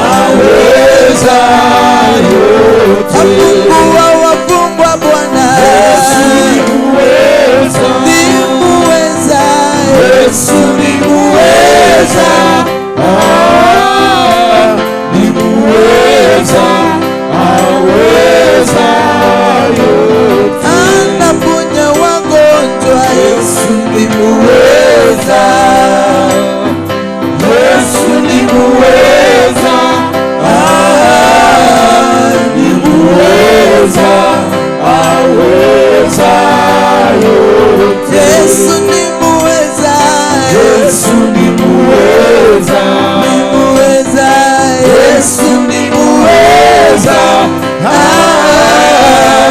ni muweza, aweza yote. Hakuna kama wewe, Yesu ni muweza, Yesu ni muweza, ni muweza, aweza yote. Hakuna kama wewe Bwana, Yesu ni muweza, ni muweza, Yesu ni muweza,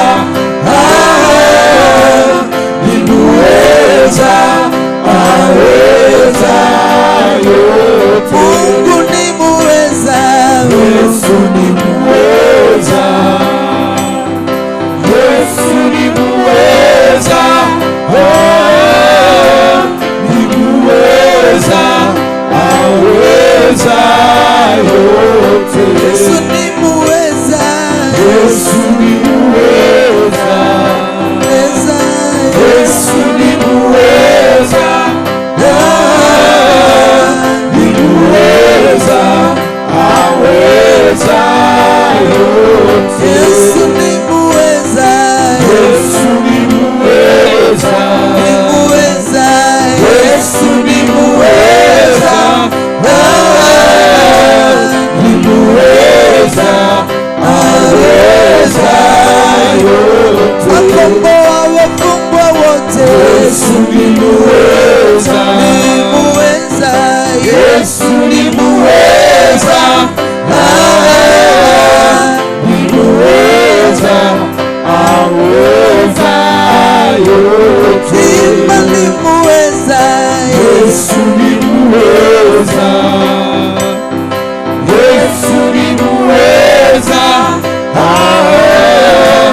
ni muweza, aweza yote. Yesu ni muweza, Yesu ni muweza, ni muweza, Yesu ni muweza, ni muweza, aweza yote. Yesu ni muweza, Yesu ni muweza, Yesu ni muweza, ni muweza, aweza yote. Hakuna kama wewe, Yesu ni muweza, Yesu ni muweza, ni muweza, aweza yote. Anaweza, unaweza Baba, unaweza, hakuna kama wewe, unaweza, unaweza, unaweza Baba, unaweza, hakuna kama wewe. Imba unaweza, unaweza, unaweza Bwana, unaweza, hakuna kama wewe. Mungu unaweza, unaweza, unaweza Baba, unaweza, hakuna kama wewe. Wewe unaweza, unaweza, unaweza Bwana, unaweza, hakuna kama wewe. Mungu unaweza, unaweza, unaweza Baba, unaweza, hakuna kama wewe. Zako ni mingi Bwana, unaweza, uweza wako ni mwingi, unaweza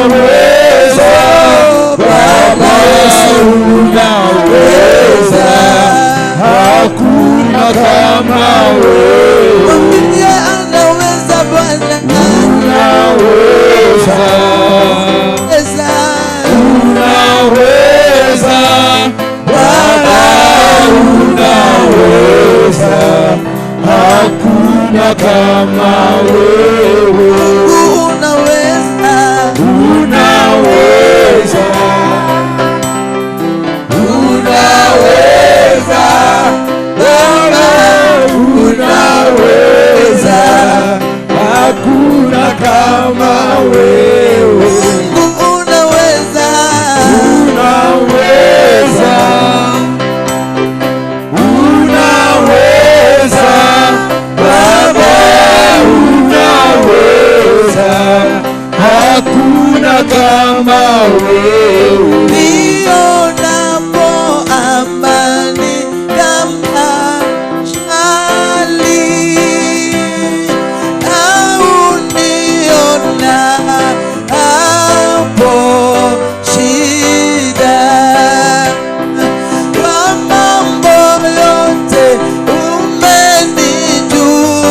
umenijulisha, ni salama rohoni mwangu. Nionapo amani kama shwari, au niona hapo shida, kwa mambo yote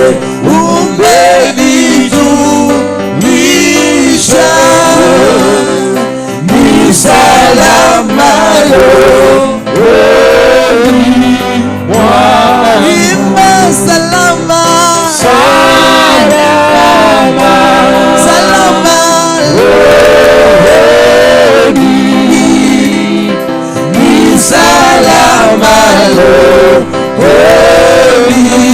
mwangu. Imba salama,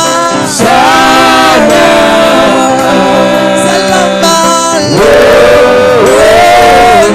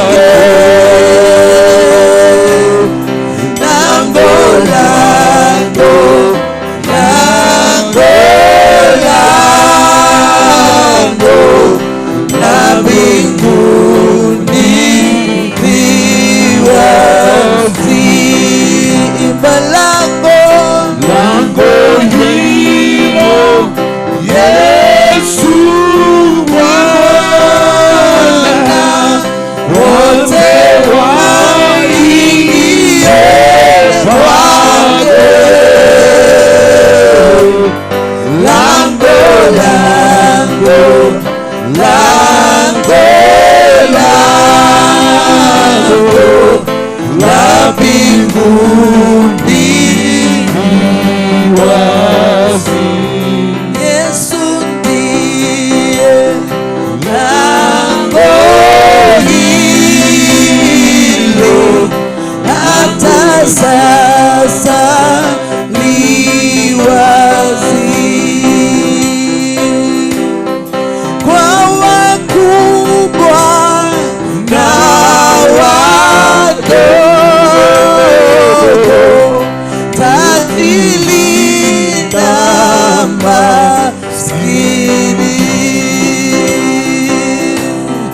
Yesu ndiye lango hili, hata sasa ni wazi. Lango hilo Yesu Bwana, wale waingie kwake. Lango, lango, lango, lango la mbinguni ni wazi. Lango hilo Yesu Bwana, waombe waingiapo. Lango, lango, lango, lango la mbinguni ni wazi.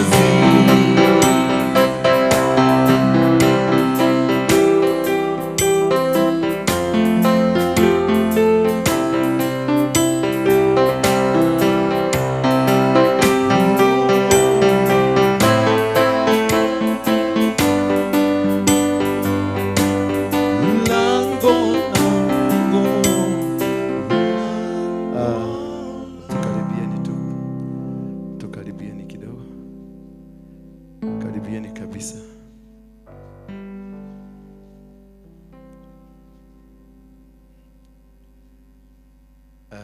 Nataka niwaambie mumebarikiwa. Kila mtu ambaye yuko hapa, kile kilikulete hapa, God has given.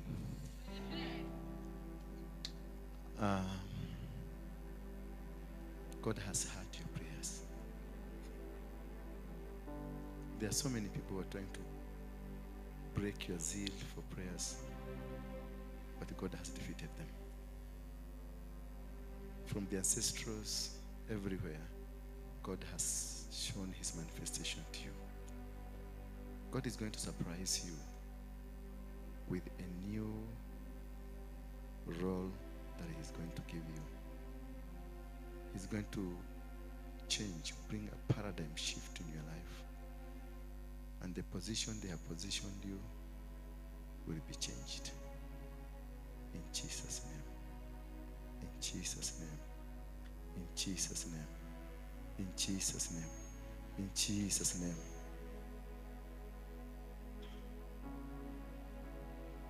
That lady. Bring your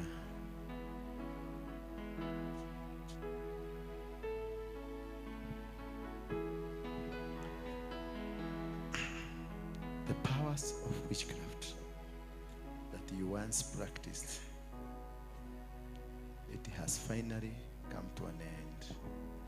In Jesus' name, they are losing you from Tanzania to Shinyanga to Kisii to Kisiaya to where to Kukambani. Their spirit is out in the mighty name of Jesus. You are being disconnected now. You are being disconnected. Disconnection is coming. Disconnection, disconnection, disconnection. You are being disconnected completely now. Completely now. They will never see you. Satellite zao zote zimezimwa. network zao zote zimezimwa, za uchawi na uganga na urogi, zote zile ulifanya, mambo yote ulifanya katika giza, sasa ndio hiyo imekuwa disconnected in the mighty name of Jesus Christ. In the mighty name of Jesus Christ. The mighty name of Jesus Christ. The mighty name of Jesus Christ. The mighty name of Jesus Christ. Out! Out! Out! Out! Out! Out! Out! Out! It's no more. Watch. It's no more. She's been into witchcraft. And she has really tried to come out of it, but imekataa. Mungu ameiondoa. Hata wale wote mumetumiliwa witchcraft imeondoka in Jesus name. Whoever person, ndio hiyo inaondoka, ndio hiyo inaondoka, ndio hiyo inaondoka. It's going now. Inaondoka witchcraft ya kila aina. Witchcraft, no matter what the witchcraft it is. Kila aina ya witchcraft, wacha kushika mkono wewe nani. No matter what kind of witchcraft it is, it's coming out. Out. I command you out in the mighty name of Jesus Christ. The mighty name of Jesus Christ. Iwe ni uganga, wachawi wa Ukambani, kutoka Mombasa, kutoka Kisii, kutoka Tanzania kwote, I destroy every covenant, every powers of witchcraft, nazivunja, naziteketeza, naziangamiza katika jina la Yesu Kristo. Umeachwa huru. Now you are free. You are free from witchcraft. You are free from witchcraft. You are free from witchcraft. You are free from witchcraft. You are free from witchcraft. You are free from any manner of witchcraft. No matter what it is, you are free. Wewe walikuzika, walichimba kaburi. That is why you look confused. Walichimba kaburi, wakatengeneza jeneza, wakaeka picha yako na jina ya huduma yako na jina ya mke wako na watoto wako, wakazika. That is why you are ever confused.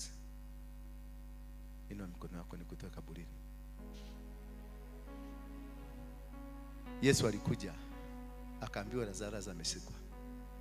Akaambia Mungu, akainutazama juu. Akaambia Mungu, sio kwa sababu sikuamini, lakini kwa sababu ya hawa ambao hawakujui waweze kujua nguvu zako. Akamuita Lazarus. Naitwa nani? Please come out. Come out of the grave. In Jesus' name. You're coming out now. Wanakufungua sasa. Walikuwa wamekufunga miguu na mikono. Walifunga huduma yako. Wakafunga njia zako zote. In Jesus' name. Receive the mighty power from heaven. Shh. It's coming. Mwache alale. Achafanyiwe operation. Amewekwa kwa grave. There are people muliwekwa ndani ya, watu waliwekwa ndani ya grave. Picha na wewe, mke wako, watoto wako munawekwa kwenye jeneza ya kweli. Nguo zako ziko kwa nyumba ya mchawi. Suruali yako ya red. Na pesa zako, noti ya shilingi 1000 jasho yako. I claim them. Claim them. Claim.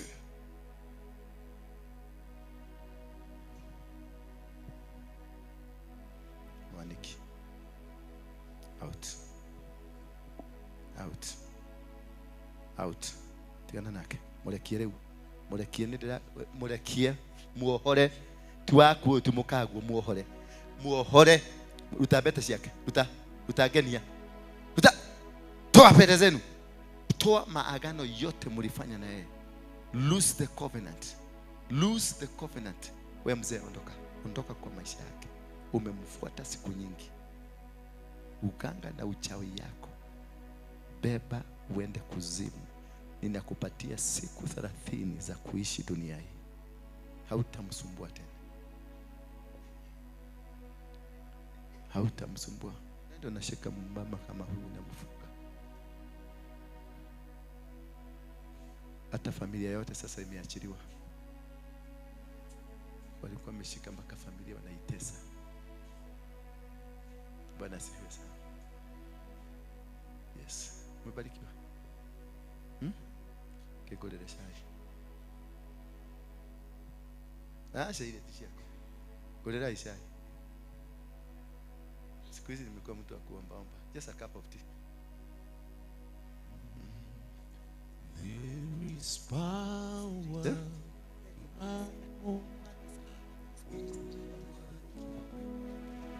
In the blood of the Lord, there is power, power, wonder-working power in the precious blood. Simama hapo. There is power, Working power in the precious blood blood. of the Lord Jesus. There is power, power, wonder working power in the precious blood of the Lord. There is Anointing, wonder working anointing in the blood of the Lord Jesus. There is anointing,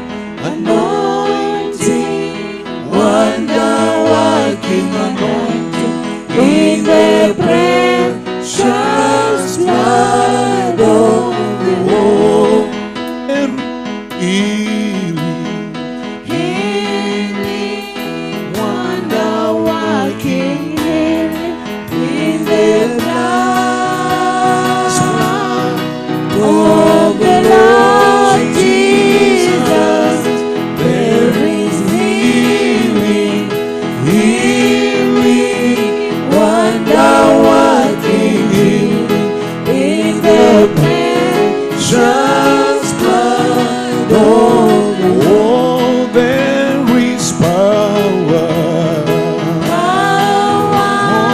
wonder working power in the Precious blood. of the Lord Jesus.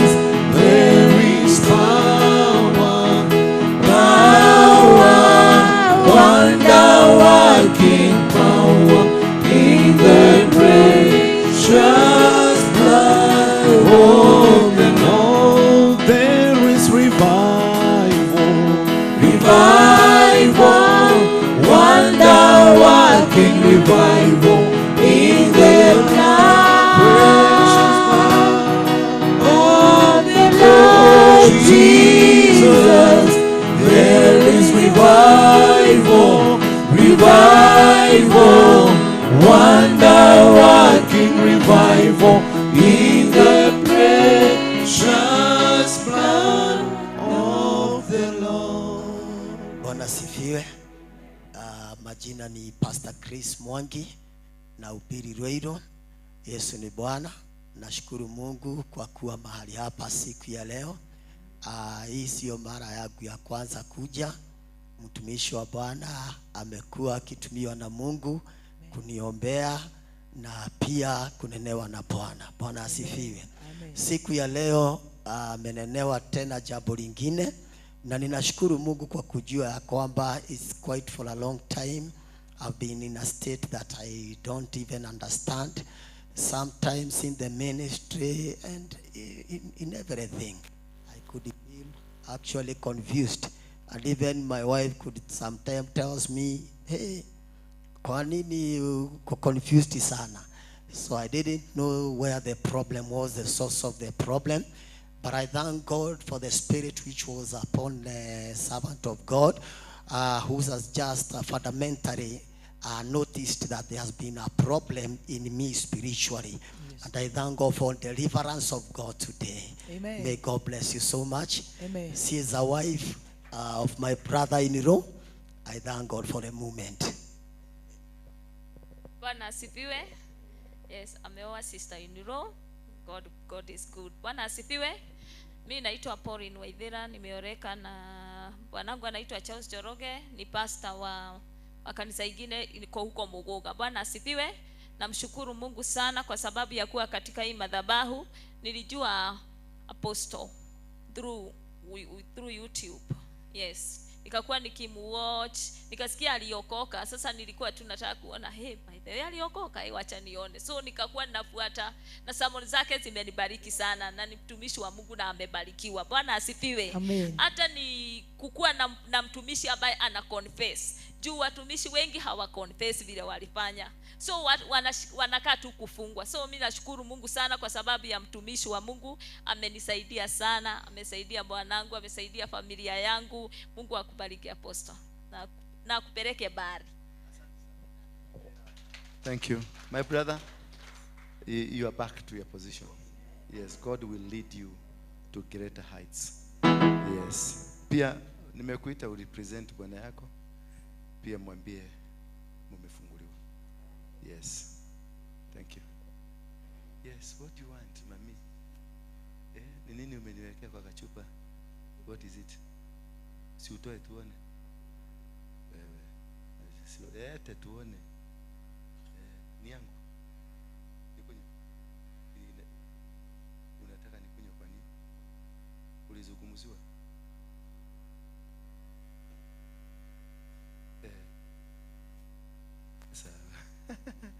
Umebarikiwa. God has blessed you. This is when these things even naonyesha nachukua, si ati sina pesa, lakini I want to train you how to attract blessings. Imekubali kukuja? Are you sure? Are you sure? Hebu ilete basi kama imekubali.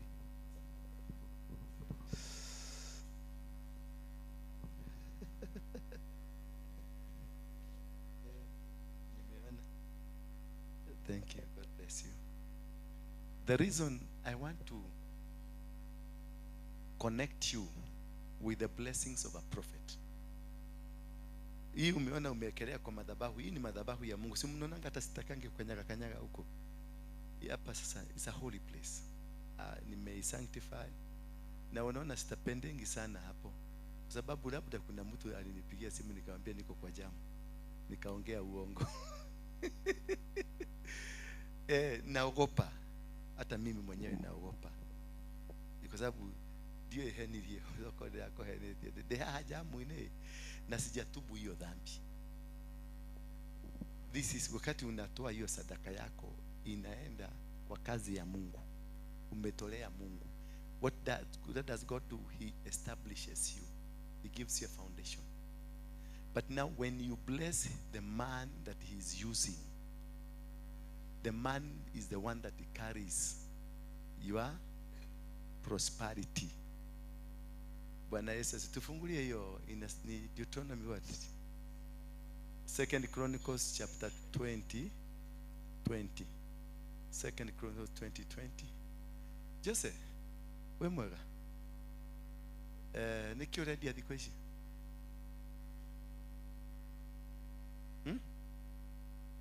No idea yako. Ile kwa itale leto. Duiti. Eja. Tumefungua. Early in the morning they left for the desert of Tekoa, and they set out. Jehoshaphat stood and said, "Listen to me, people of Judah and the people of Jerusalem. Have faith in the Lord your God, and you will be upheld, and have faith in his prophets, and you will be successful." To be upheld is to be given a foundation by God. Unapatiwa msingi wa kiungu. But your success is attached to me. That's why you came. Lile neno nitaachilia litakufungua. So as you give to God, pia have faith in your prophet. Mununulie tu kikombe ya chai. Hata kama ni 10 bob ile uko nayo, mpatie tu. Kuna kitu nitatoa kwa moyo wa raha, kitakufungulisha. Unaona huyu mzee nimekuwa nikimfanya deliverance. He's a man of God. Ile kitu amenifurahisha ni kwamba amekuja na amekubali kuombewa na mtu aliyekuwa Mungiki. Naye Mungu amemfungua. Walibeba picha yake. Mimi nilifanyiwa hivyo na bishop mmoja na kuanga kule Thika. Anaitwa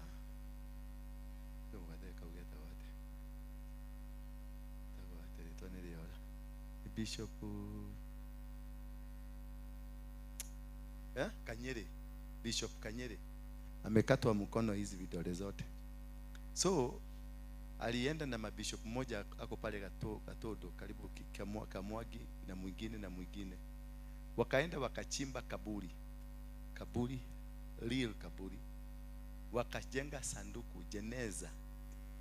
Wakaeka picha yangu hapo ndani. Na wakafanya ibada ya mazishi. Wakanisika. Bwana Yesu asifiwe sana. Sasa cha ajabu ni hiki. Waliambiwa in 7 days nitakufa. Ni wakati ule wa Mungiki. Ni wakati mlikuwa mnaniombea kabisa nikufe. Wakaambiwa in 7 days this man will die.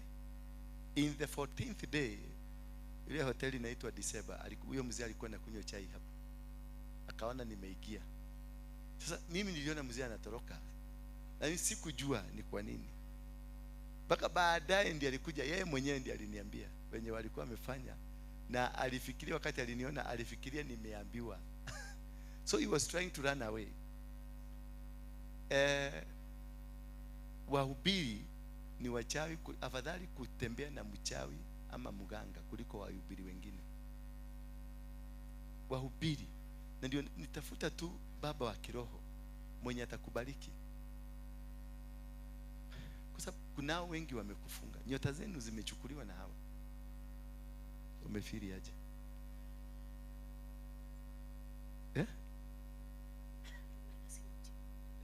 Sio tu mbona si.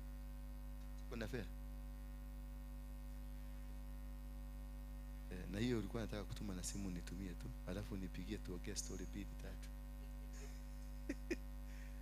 3. Ada ukitiga shike Diego. Meelewa?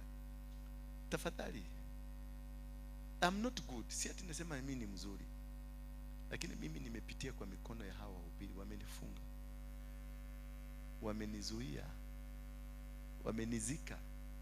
Had it not for the hand of God, ningekuwa nishakufa. Na that's why you see my ministry I normally give. Sina value ya anything on earth. Sina. Because I've seen it all. Kama ni magari, nimeendesha the best cars in the country. Kama ni nyumba, nimeishi Runda, nimeishi Kiuna, nimeishi Ngong, nimeishi Mukuru kwa Ruben. Saizi ukienda Mukuru kwa Ruben, uulize mahali kunaitwa kwa Waduta, alikuwa anauza alikufaga, alikuwa anauza maji. Uende hapo kwa Waduta, uuliza mtu yote nyumba ya Waruinge ni gani. Iko 4 bedroom, turumu tuine. Nimesema 4 bedroom akashia. Ni turumu tuine tu mabati.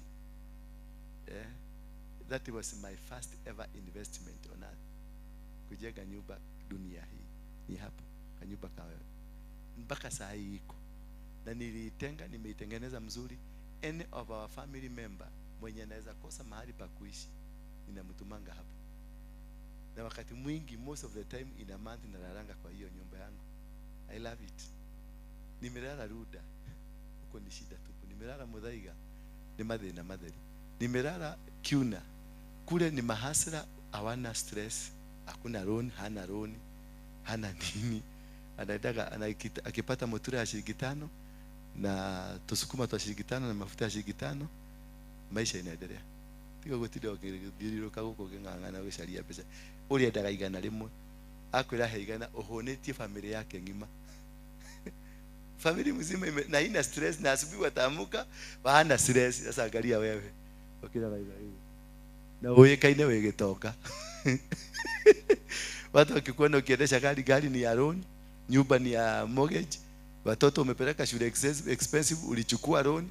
Sasa wacha ifike mwisho wa mwezi, kasimu ka KCB ndio yako, Equity ndio yako, Abusa ndio yako, na ingine tufulisa tu, ingine tunaita kwa nini, buraji, zote zitakuja. Kila unakuta ndio unakuta kama saa hii utakuta gari nyingi zimegongana, na ni gari ni Prado Mercedes ndizo zimekoka gari, kwa sababu alipigiwa simu akaanza kutetemeka, kwa sababu alikuwa ameambiwa tunakuja kuchota nyumba. Live free and live free. Ishi maisha ndio tukategai, no ndio salie sacrifice jega pio urehe nyumba-inĩ ya Ngai, ndukame value urehe nyumba-inĩ ya Ngai. Ngai nĩ he kĩndũ agakunengera na maisha maku. Andũ ukwaje kwĩrwo ati nĩ wathire kwa ngoma. Ndio Wakikuyu wanajuaga mtu akikuwa na pesa ati umeenda kwa shetani. Najua Wakikuyu ni wajinga sana. They don't believe in their God. Ukiendesha kagari kasoi, alafu last week tulizika anko yako. No kuona. Esho ne mama osho toka. Uendesha kifurado na anko yako alikufa last week. Wewe utapeana story. So mimi nawapenda sana.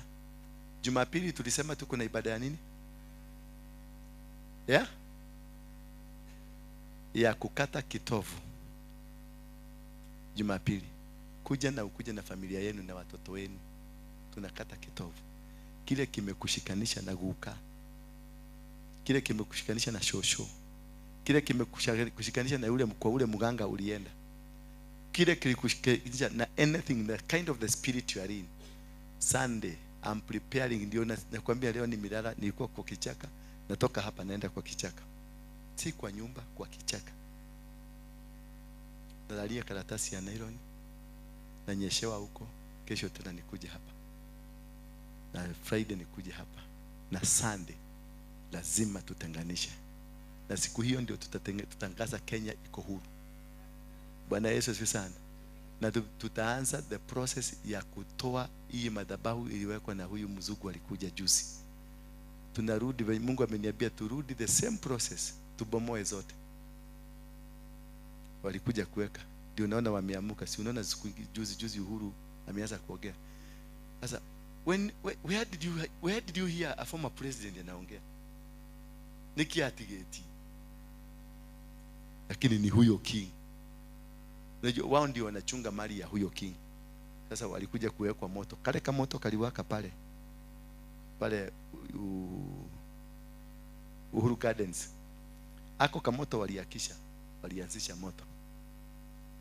Angalia kutoka leo.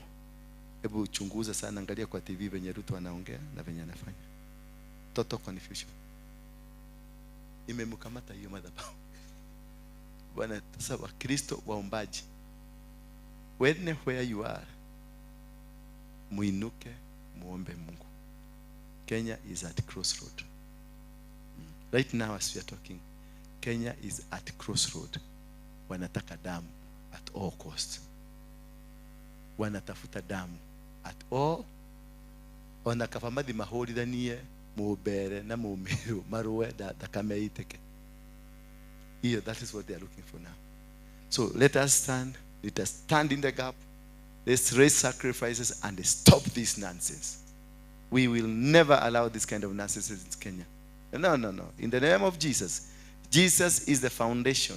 Jesus is the altar. The blood of Jesus is the altar. Everything that we do, we're doing with Jesus. In Jesus' name. And now may the grace.